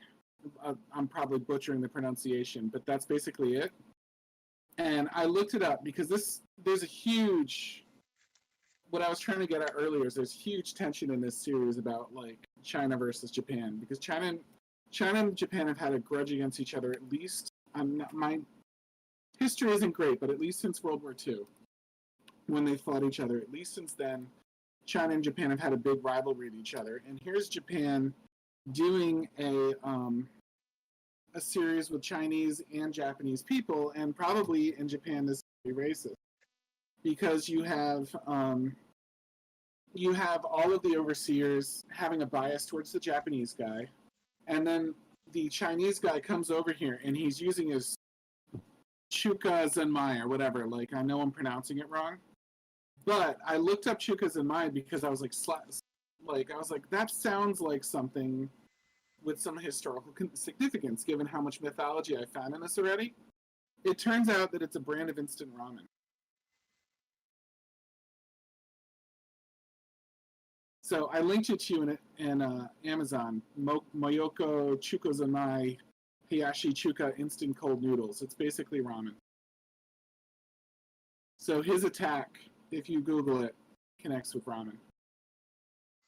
I mean, that's a lot of things in anime around this time. A lot of attacks were just done for the irony and also to be laughing. If you knew any context behind it, I Yeah, didn't I just know thought that apparently that's what it was instant ramen. That's actually kind of funny. But I think it's actually really funny that like I said when I looked it up and I found out that after this guy comes out and he's bragging about drinking 3 glasses of milk every day, and then he launches right into his ramen attack. I thought it was kind of funny. with the notes I actually got to have on here, I guess let's speed this up a little bit more here. Basson and Amina clash. We see that amongst all the Golden Oversoul talk, We see a new attack as it's called the Golden Chinese Slash Dance. It Uh-huh. looks like a spear with a block and spikes on it. I really don't understand the design choice there, but it's just Basson oversold into it. It's actually Uh-huh. kind of interesting because the oversoul on his spear looks completely different versus the oversoul on Yo's sword. There's some serious differences there.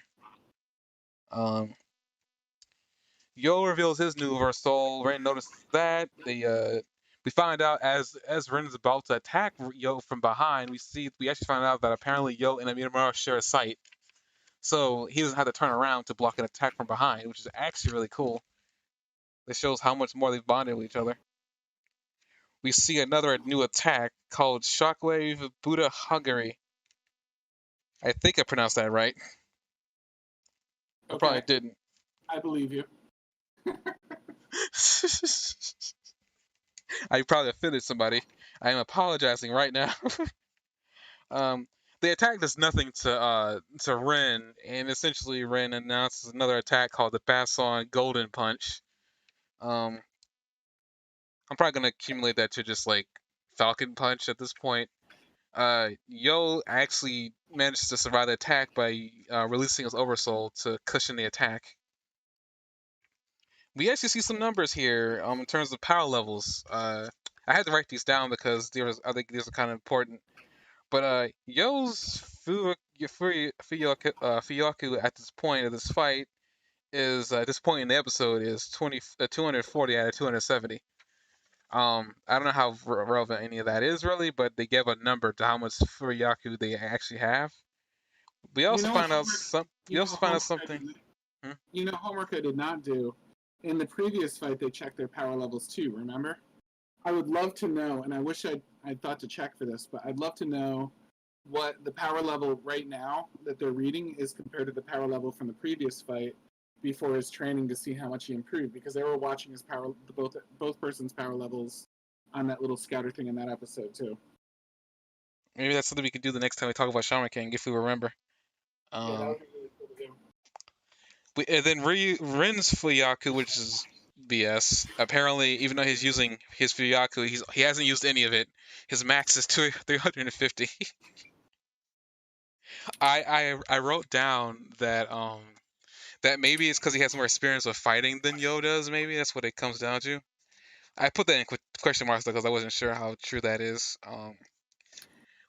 We also find out that apparently Ren's using a lot more of a powerful Oversoul than Yo is, and Yo confirms that he probably could beat his Oversoul by putting more of his energy into Amidamaru and making him bigger. But he brings up the fact that the last time he was using his energy without thinking, he put himself in danger, and he also said that it wasn't like him to, I guess, lose his cool, and calm. So he was learning. He learned to not to think before, I guess, attacking. Be himself.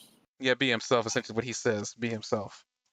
Uh, which is really funny because he keeps on being himself the entire fight, mentioning that seems kind of hard. It seems like a lot of energy to put into to doing that. It kind of pisses Ren off, which then again, what doesn't piss him off. It pisses him Uh, off because they mention in this that he's not really being himself. He was pressured into this kind of role.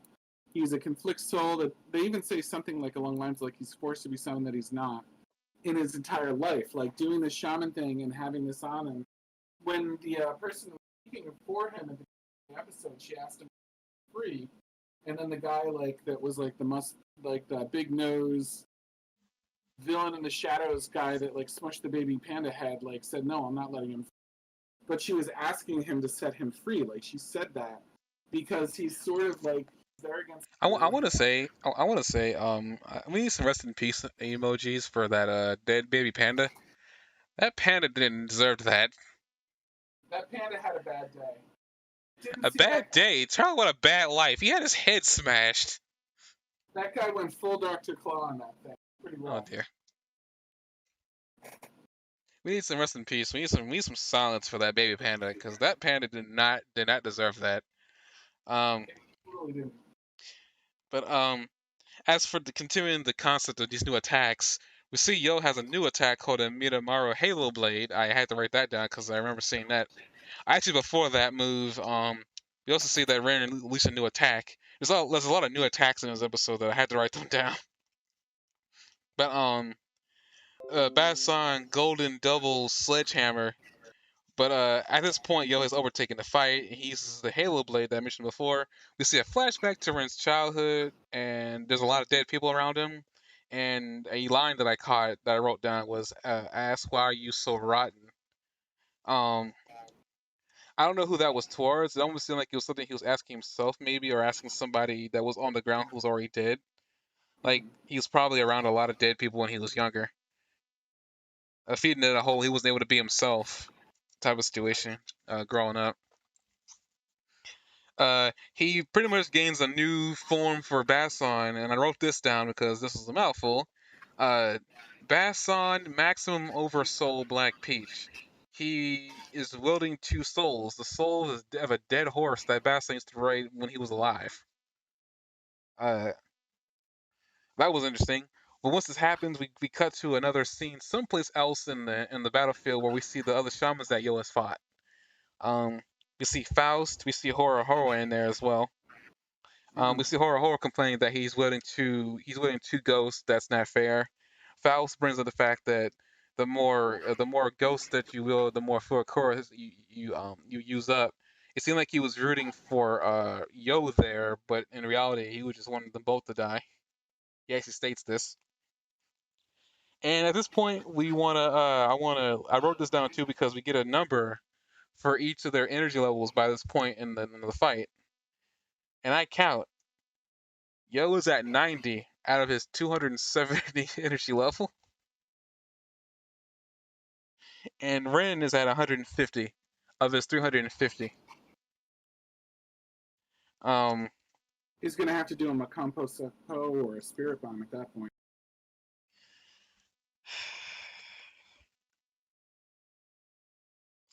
did no one get that cane? I guess I know that I didn't write this down because I just didn't think it was necessary. Ren gets out of his shirt before he decides to possess two ghosts, so I don't. It's one of those. It was just by this point in the anime that I realized I was probably watching a little bit of Dragon Ball Z, and I wasn't happy about that. Um, Because it was fusion.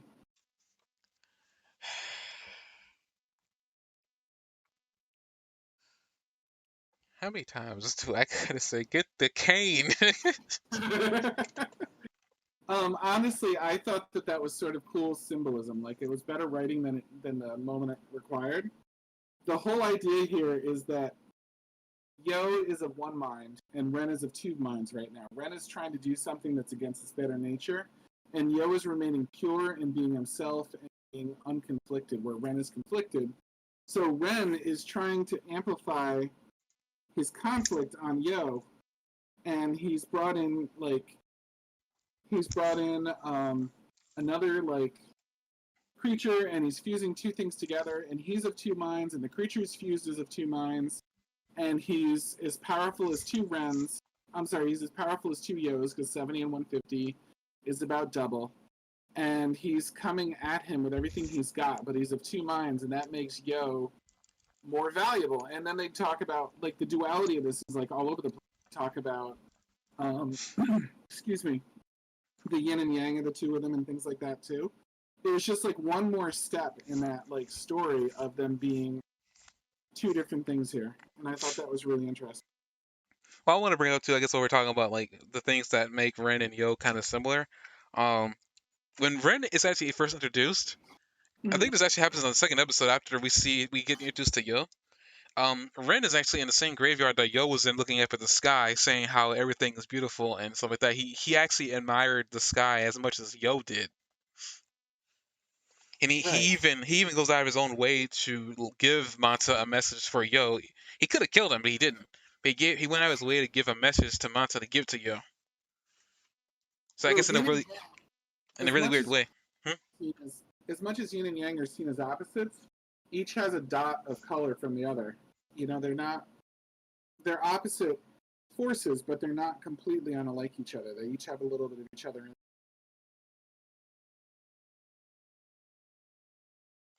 Yeah, I can see that. They also bring up the Ren's reason for being Shaman King. I wrote down underneath all that the Ren sister's trying to save him.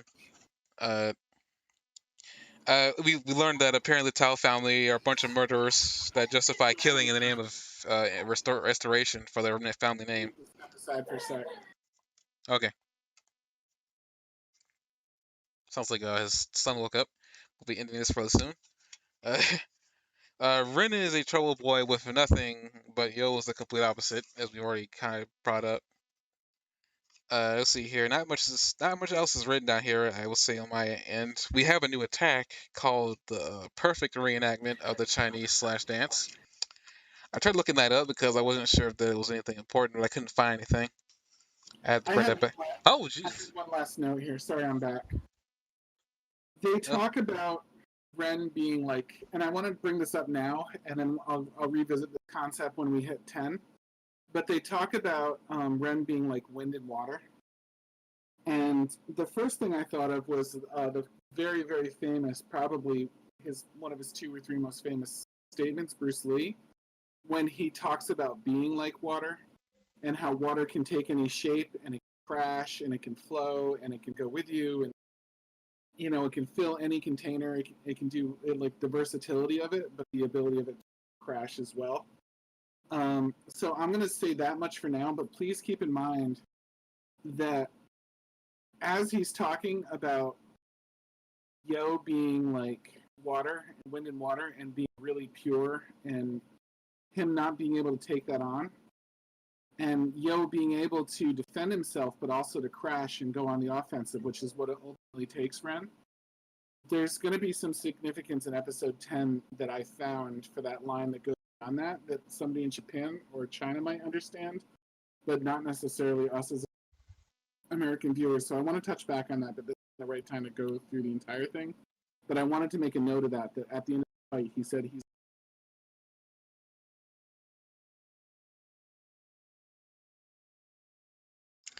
okay, I don't know if Discord cut him off or something, but maybe he disappeared. But we at the end of the episode here. I want to bring up that after he uses the perfect reenactment of the Chinese sword slash dance, Ren actually ends up losing because he uses up all his Furikoro. But the funny thing is that at this point, Ren is actually cool with it. All up to this point, we saw Ren angry and trying his best to beat Yo, but in reality, he can't beat him. Ren brings up the fact that he knew this from the very beginning of the fight, which is actually quite interesting. Most characters like him don't typically admit that they knew they were going to lose from the very beginning, but they were going to try to beat them anyway. Um, we see that Ren is evolving as a character here because he starts slowly changing, as we're starting to see here at the end of the fight. But we also find out that Yo has lost his Furikura too, and it results in a draw. But the Great Spirit says that both of them can pass on to the next part of the tournament. Well, because we find out this part of the tournament was just the preliminaries. They were trying to weed out all the weak shamans, apparently. Which I guess makes sense. Until you see his buddy with the hair. Of course, we're gonna. What page is that? Okay, it's only 2 pages. It's episode 10. So, um, we go into episode 10. Actually, before we go into there, speaking of Ree, I want to check to see if he was actually drawn inside that episode 9, because he brings up that he was there, and they go out of their way to go back to show that he was inside the. He was over there in the in the stadium, listening to the next bit of the rules, and I want to see if you could see him in there.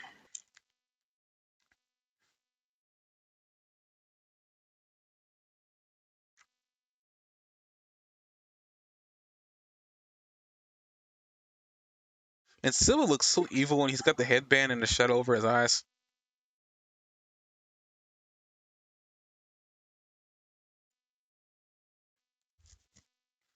But let's see here. I guess that was in the beginning of episode 1 then. Let's wait for that to come up here. Um, Next episode, we find out that the tournament is the next part of the tournament is gonna be held within a month from now. So that's gonna give everybody a chance to train. Let's see. They have the forethought to draw Ryu. Yeah, I'm actually trying to look for him right now.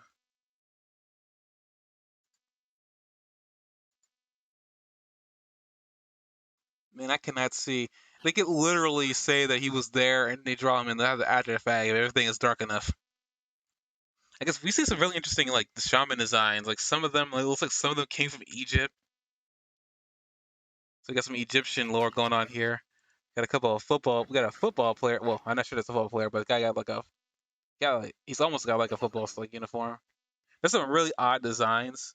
I also bring up that there's not that many females. I think I saw three, maybe four or five. So there's not that many female shamans that made it through. I mean, that's anime for you. Wow. Okay. That is anime for you. Like females are not a primary like warrior race in anime. You get a few so that they have their token female characters, but usually those are silly too. I mean, like think about like Dragon Ball Z. They've got like what Ribrianne, and then you've got Khalifa and Kale, who everybody hated automatically. Like that was pretty much it, right? Except for a few winged characters that got blown out of the ring. Mr. Roshi. That's true. We Master essentially. Roshi knocked out two of the female characters himself, didn't Hmm? he? Master Roshi himself knocked out two of the female characters that were in the Tournament of Power. I guess he did then. I guess that makes sense. I don't even think about that. That's Well, I'm all just perfect. saying, if Master Roshi's taking you out, you're probably not one of the top tier. Okay then. I don't know how to respond to that, so I'm just gonna move on. Okay. But we essentially have like everything's back to normal. We have I wrote down like Yo's having a pre-crisis event in his life because he's like everything is like everything was fighting up all the way up until now. Now he's like back actually going to school. Anna shows her support for him by giving him kind words, but also giving him a training regimen for the next month. Mm-hmm. The Then we have everybody joining, like everybody that Yo's fought, like is like she joining him for like a celebration over his house. I thought that Even was pretty. even Ren and Basson are there. I wrote that in Uh-huh. caps. I thought that was amazing that Ren just showed up like that. That's a big testament to Yo's ability to make friends with anybody he meets, assume the best of them, and not hold on to grudges and everything else. I think that was really great. That like once again he sort of made a friend. Well, I mean, Basson said it in the last episode that they were bickering like old friends. So it was like the way they were arguing each other seemed like they were friends for a lot longer time than they initially were. Yeah, Renjita's a cool guy. I mean, Ren is a good guy. Ren Jun is a good guy. Renjita. I'm sorry, I know you mixed up. I know you accidentally said his sister's name in that, but it's just funny. It's like uh, Renju's a good guy. Yeah, Renju's a good. Wait, what? um, we do see them all having a party. We also see that Ren brings up that he's planning to return to China, I guess, to resolve something. From the way that everything was set up, it sounded like he was going back to China. Um, Actually, I wrote this down. I think this. I remember this. Um, the love interest, well, the unrequited love interest, Talmoa. I wasn't sure about this, and I may have brought this up before. Now I'm thinking about it, but I actually had to look this up just to confirm it.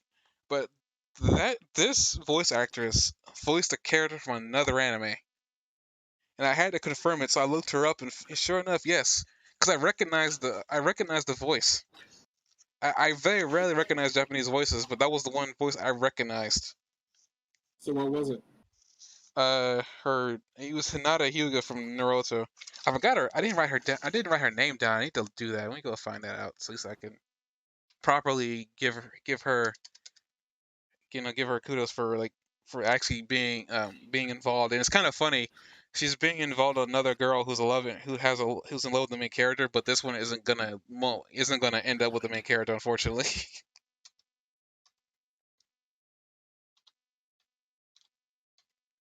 It's actually really funny. VA.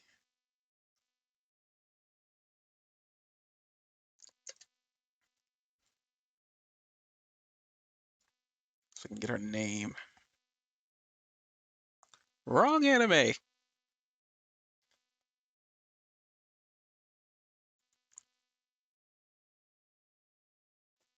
Uh, Japanese name. Her name is Nana Mizuki.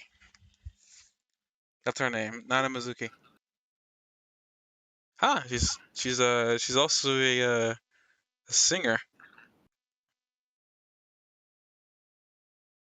and she's still active. Oh, that's cool. Geez, she's been in a lot of anime. Good lord, I need to look at this later. But moving on. Wow. Sorry, I like Hinata Hyuga. It's cool that she's still doing the actress is still doing things. Um, I guess with that we can skip a lot of things happening between because I brought Ren is moving. Well, not moving, but he's going back to China to sell some things. We do find out that Bathon's saying that Ren very rarely hangs out with people, so him being here is another testament to how I guess how much Yo has changed him in just one fight. Uh-huh. I also find it kind of funny that ghosts shouldn't be able to feel anything, but they're in the bath too. I guess What? small funny things. But we cut to something a little bit more important, and I'm gonna preface this, and I think you're gonna recognize it immediately. We run into the monk bros, the monks the singing monks, I should say, the singing monks in a hearse. Why is this important? It almost seemed like a silly.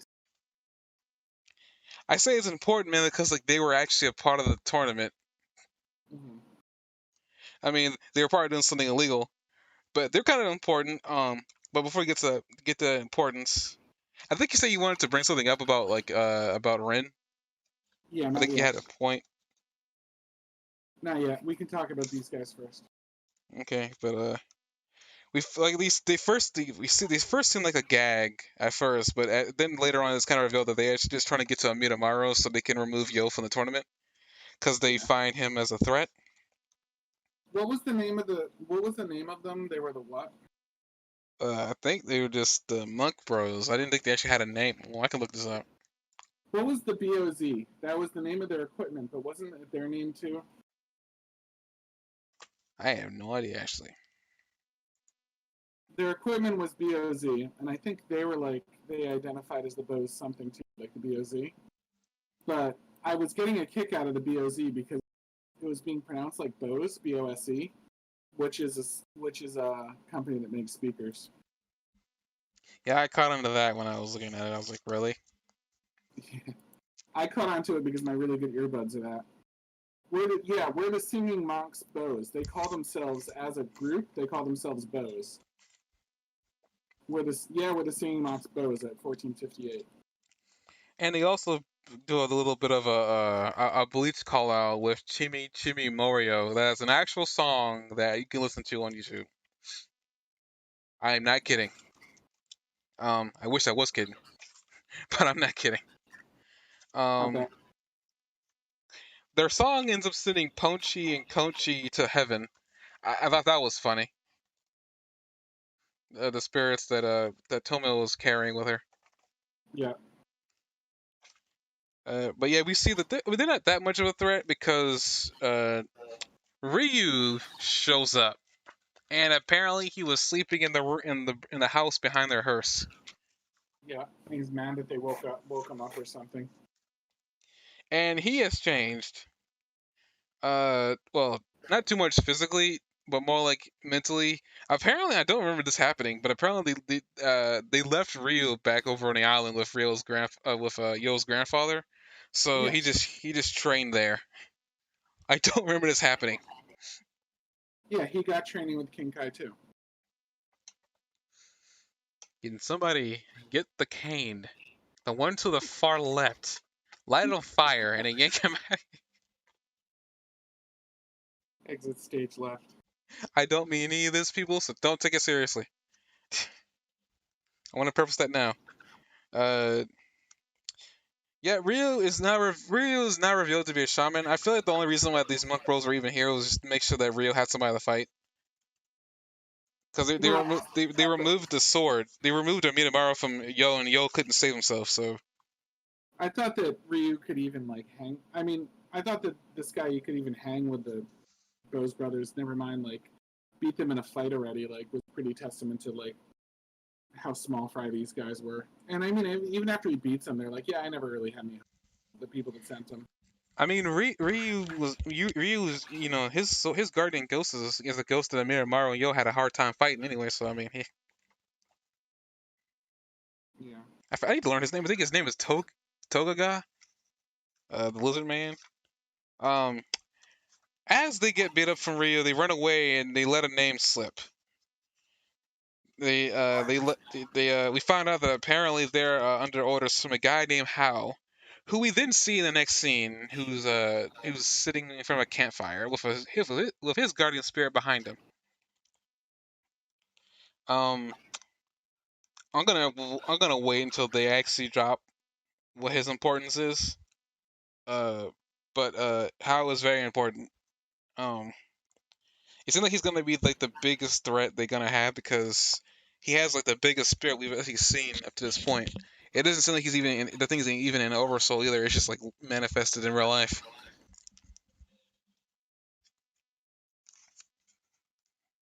Yeah, but I didn't think they were going to drop him so soon. I was like kind of very shocked that his image was dropped as soon as it was. Uh, as we skip to Hal here real quick because the Guardian Bros I don't have. Also, we read that Ryu's hair started growing back. Apparently, his hair is a testament to how strong he is. So I guess it's gonna get longer as he gets stronger. That's awesome. To get to how he's got 3 fish, but I want to just if you actually stare at Hal long enough at the side image, he looks like somebody, doesn't he? Who? How? Well, hook me up. I don't know. It's at 1632. 1632. All right, let me see.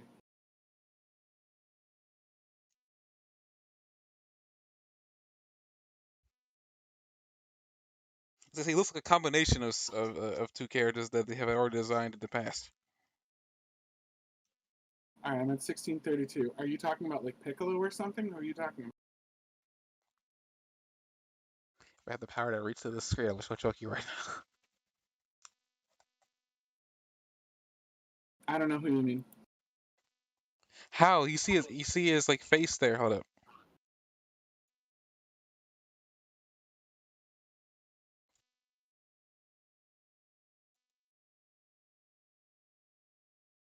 Let me show you a screenshot of what I'm because maybe I don't see anything unbelievable in the 1632 where you showed me. This is what I'm looking at. I know you want me to like flip out and say that this is amazing, but I don't see anything really. It looks You don't see any resemblance. I mean, it's there. It looks like one of the most generic anime faces ever to me. Not even the hair is tripping you up. Who he looks like.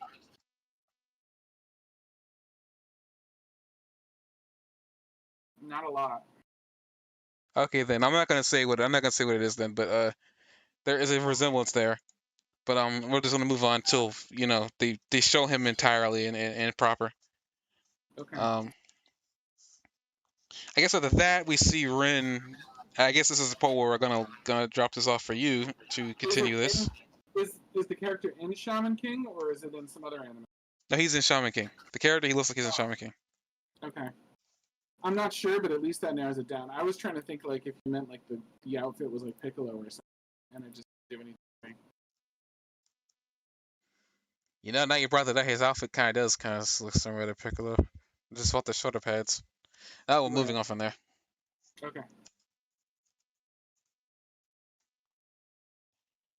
But we see Ryu hanging out with everybody else there, but we're skipping from there. Yeah, I feel that's probably what they did. Ryu said he was there, but they probably just added him in there in post or whatever. He probably wasn't there. I thought they were gonna be smart about it and actually have him in there. Because I was concerned that maybe he was there and I just didn't see him. But I really do think they just added him in. They added him in the flashback.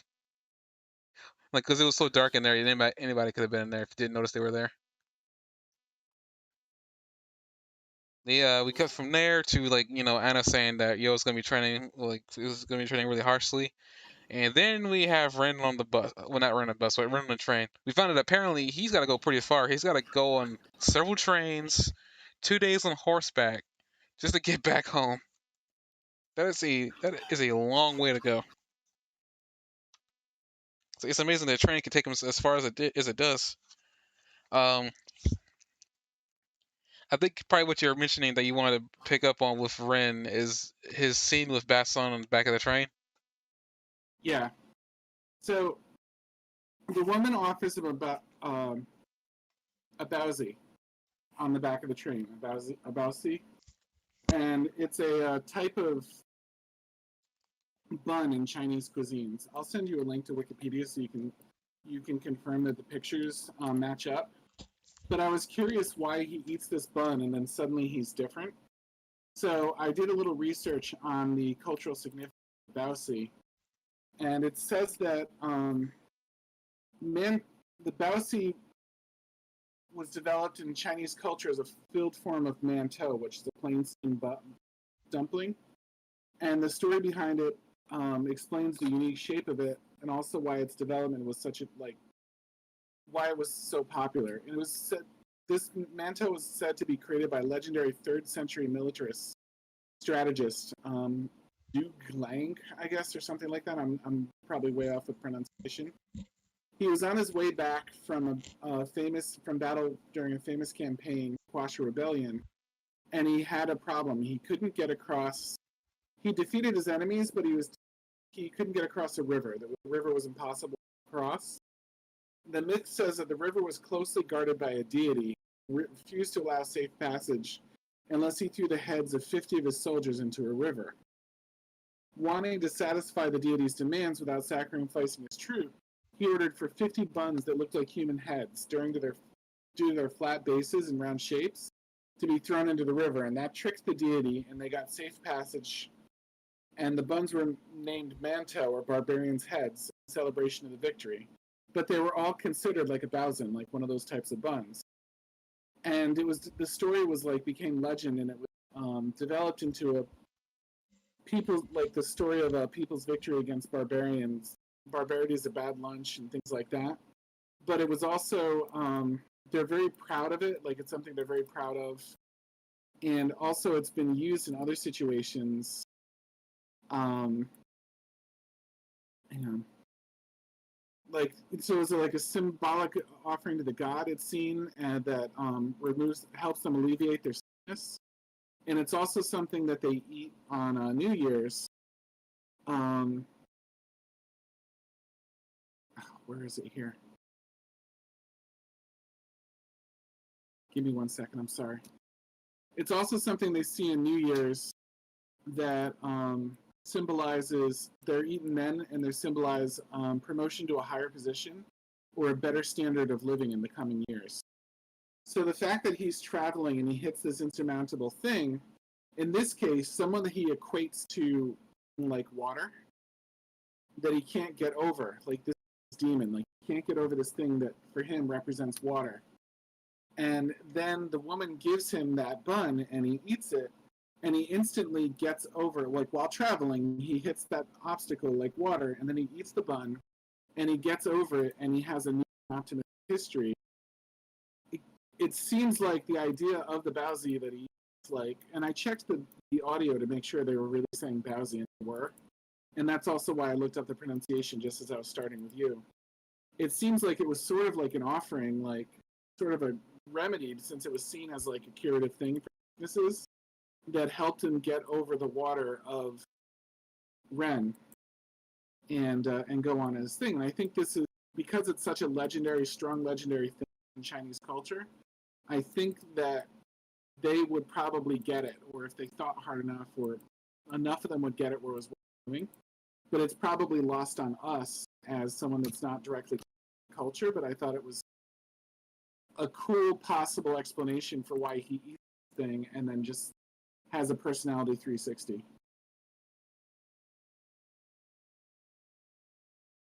I mean, it could be the fact that like maybe this deity that he sees is his father, because he brings up the fact that like the major goal. He's while he's having a conversation with Basan, and as Basan presents about, he's changed. And he was still changed after that sweet bun, which I think that is what that is. But they call it a sweet bun, which is kind of weird because this is filled with vegetables or meat. They call it a steamed bun. But he says it was sweet. He might have said it was sweet, but it was a steamed bun, and that's what the dish is. Uh, the articles I showed you. Just when I thought you were in a bad mood, you ate the sweet bun. Well, hang on, because my computer's borderline crashing right now, so I can't do anything. You can still hear me, right? Uh-huh. Okay. Well, What? I can talk to you right now, but I can't do anything with my computer.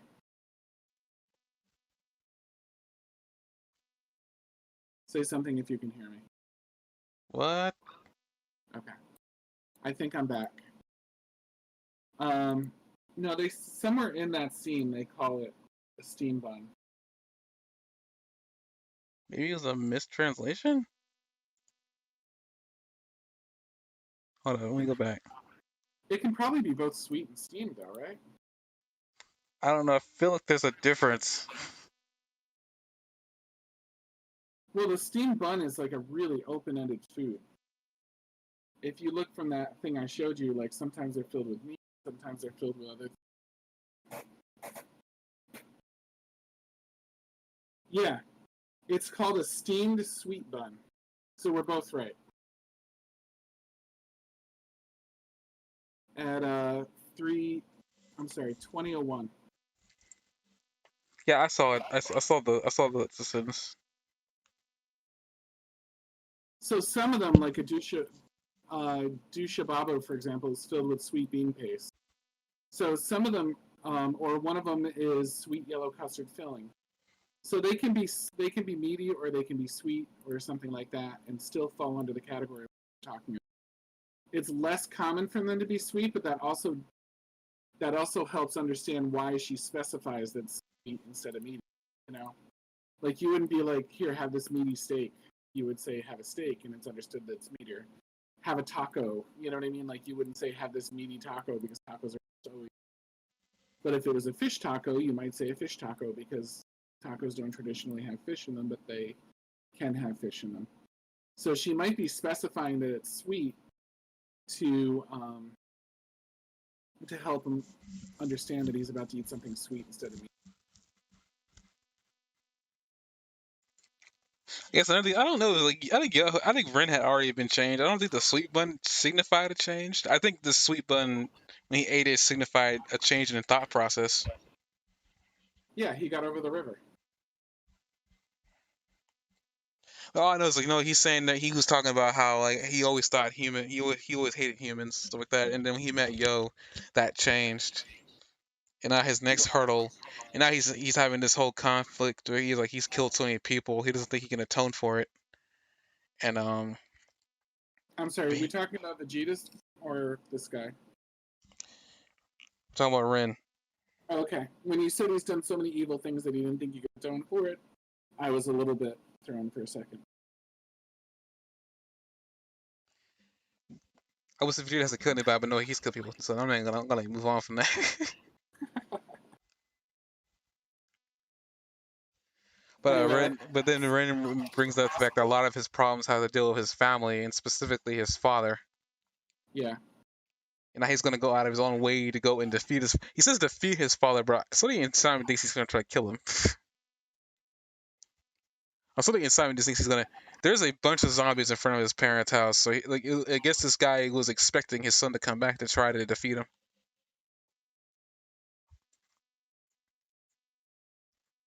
But after that, we see him saying he's gonna have some fun and go through all those zombies, and then we cut away from there. And with that, I guess I can say that's I guess the last bit of things we have to talk about for this podcast. It is actually very late here for me, like almost 12 o'clock. Same here. So with that, we're gonna come back next week, and we're gonna talk about just My Hero Academia if there isn't a break. I don't know if there's gonna be one. Somewhere to do with mine is I don't think there's gonna be one. There's gonna be an episode, but I don't think. But we'll find out. I guess with that, we're gonna end it off here. Thank you, Jock, for joining me for this. I think we spent a Thank little you. bit longer than I actually intended to talk about Shaman King because we spent a lot of time talking about My Hero Academia, which is fine. These things are not scripted, and I plan to keep it that way for as long as I can. But see you guys later.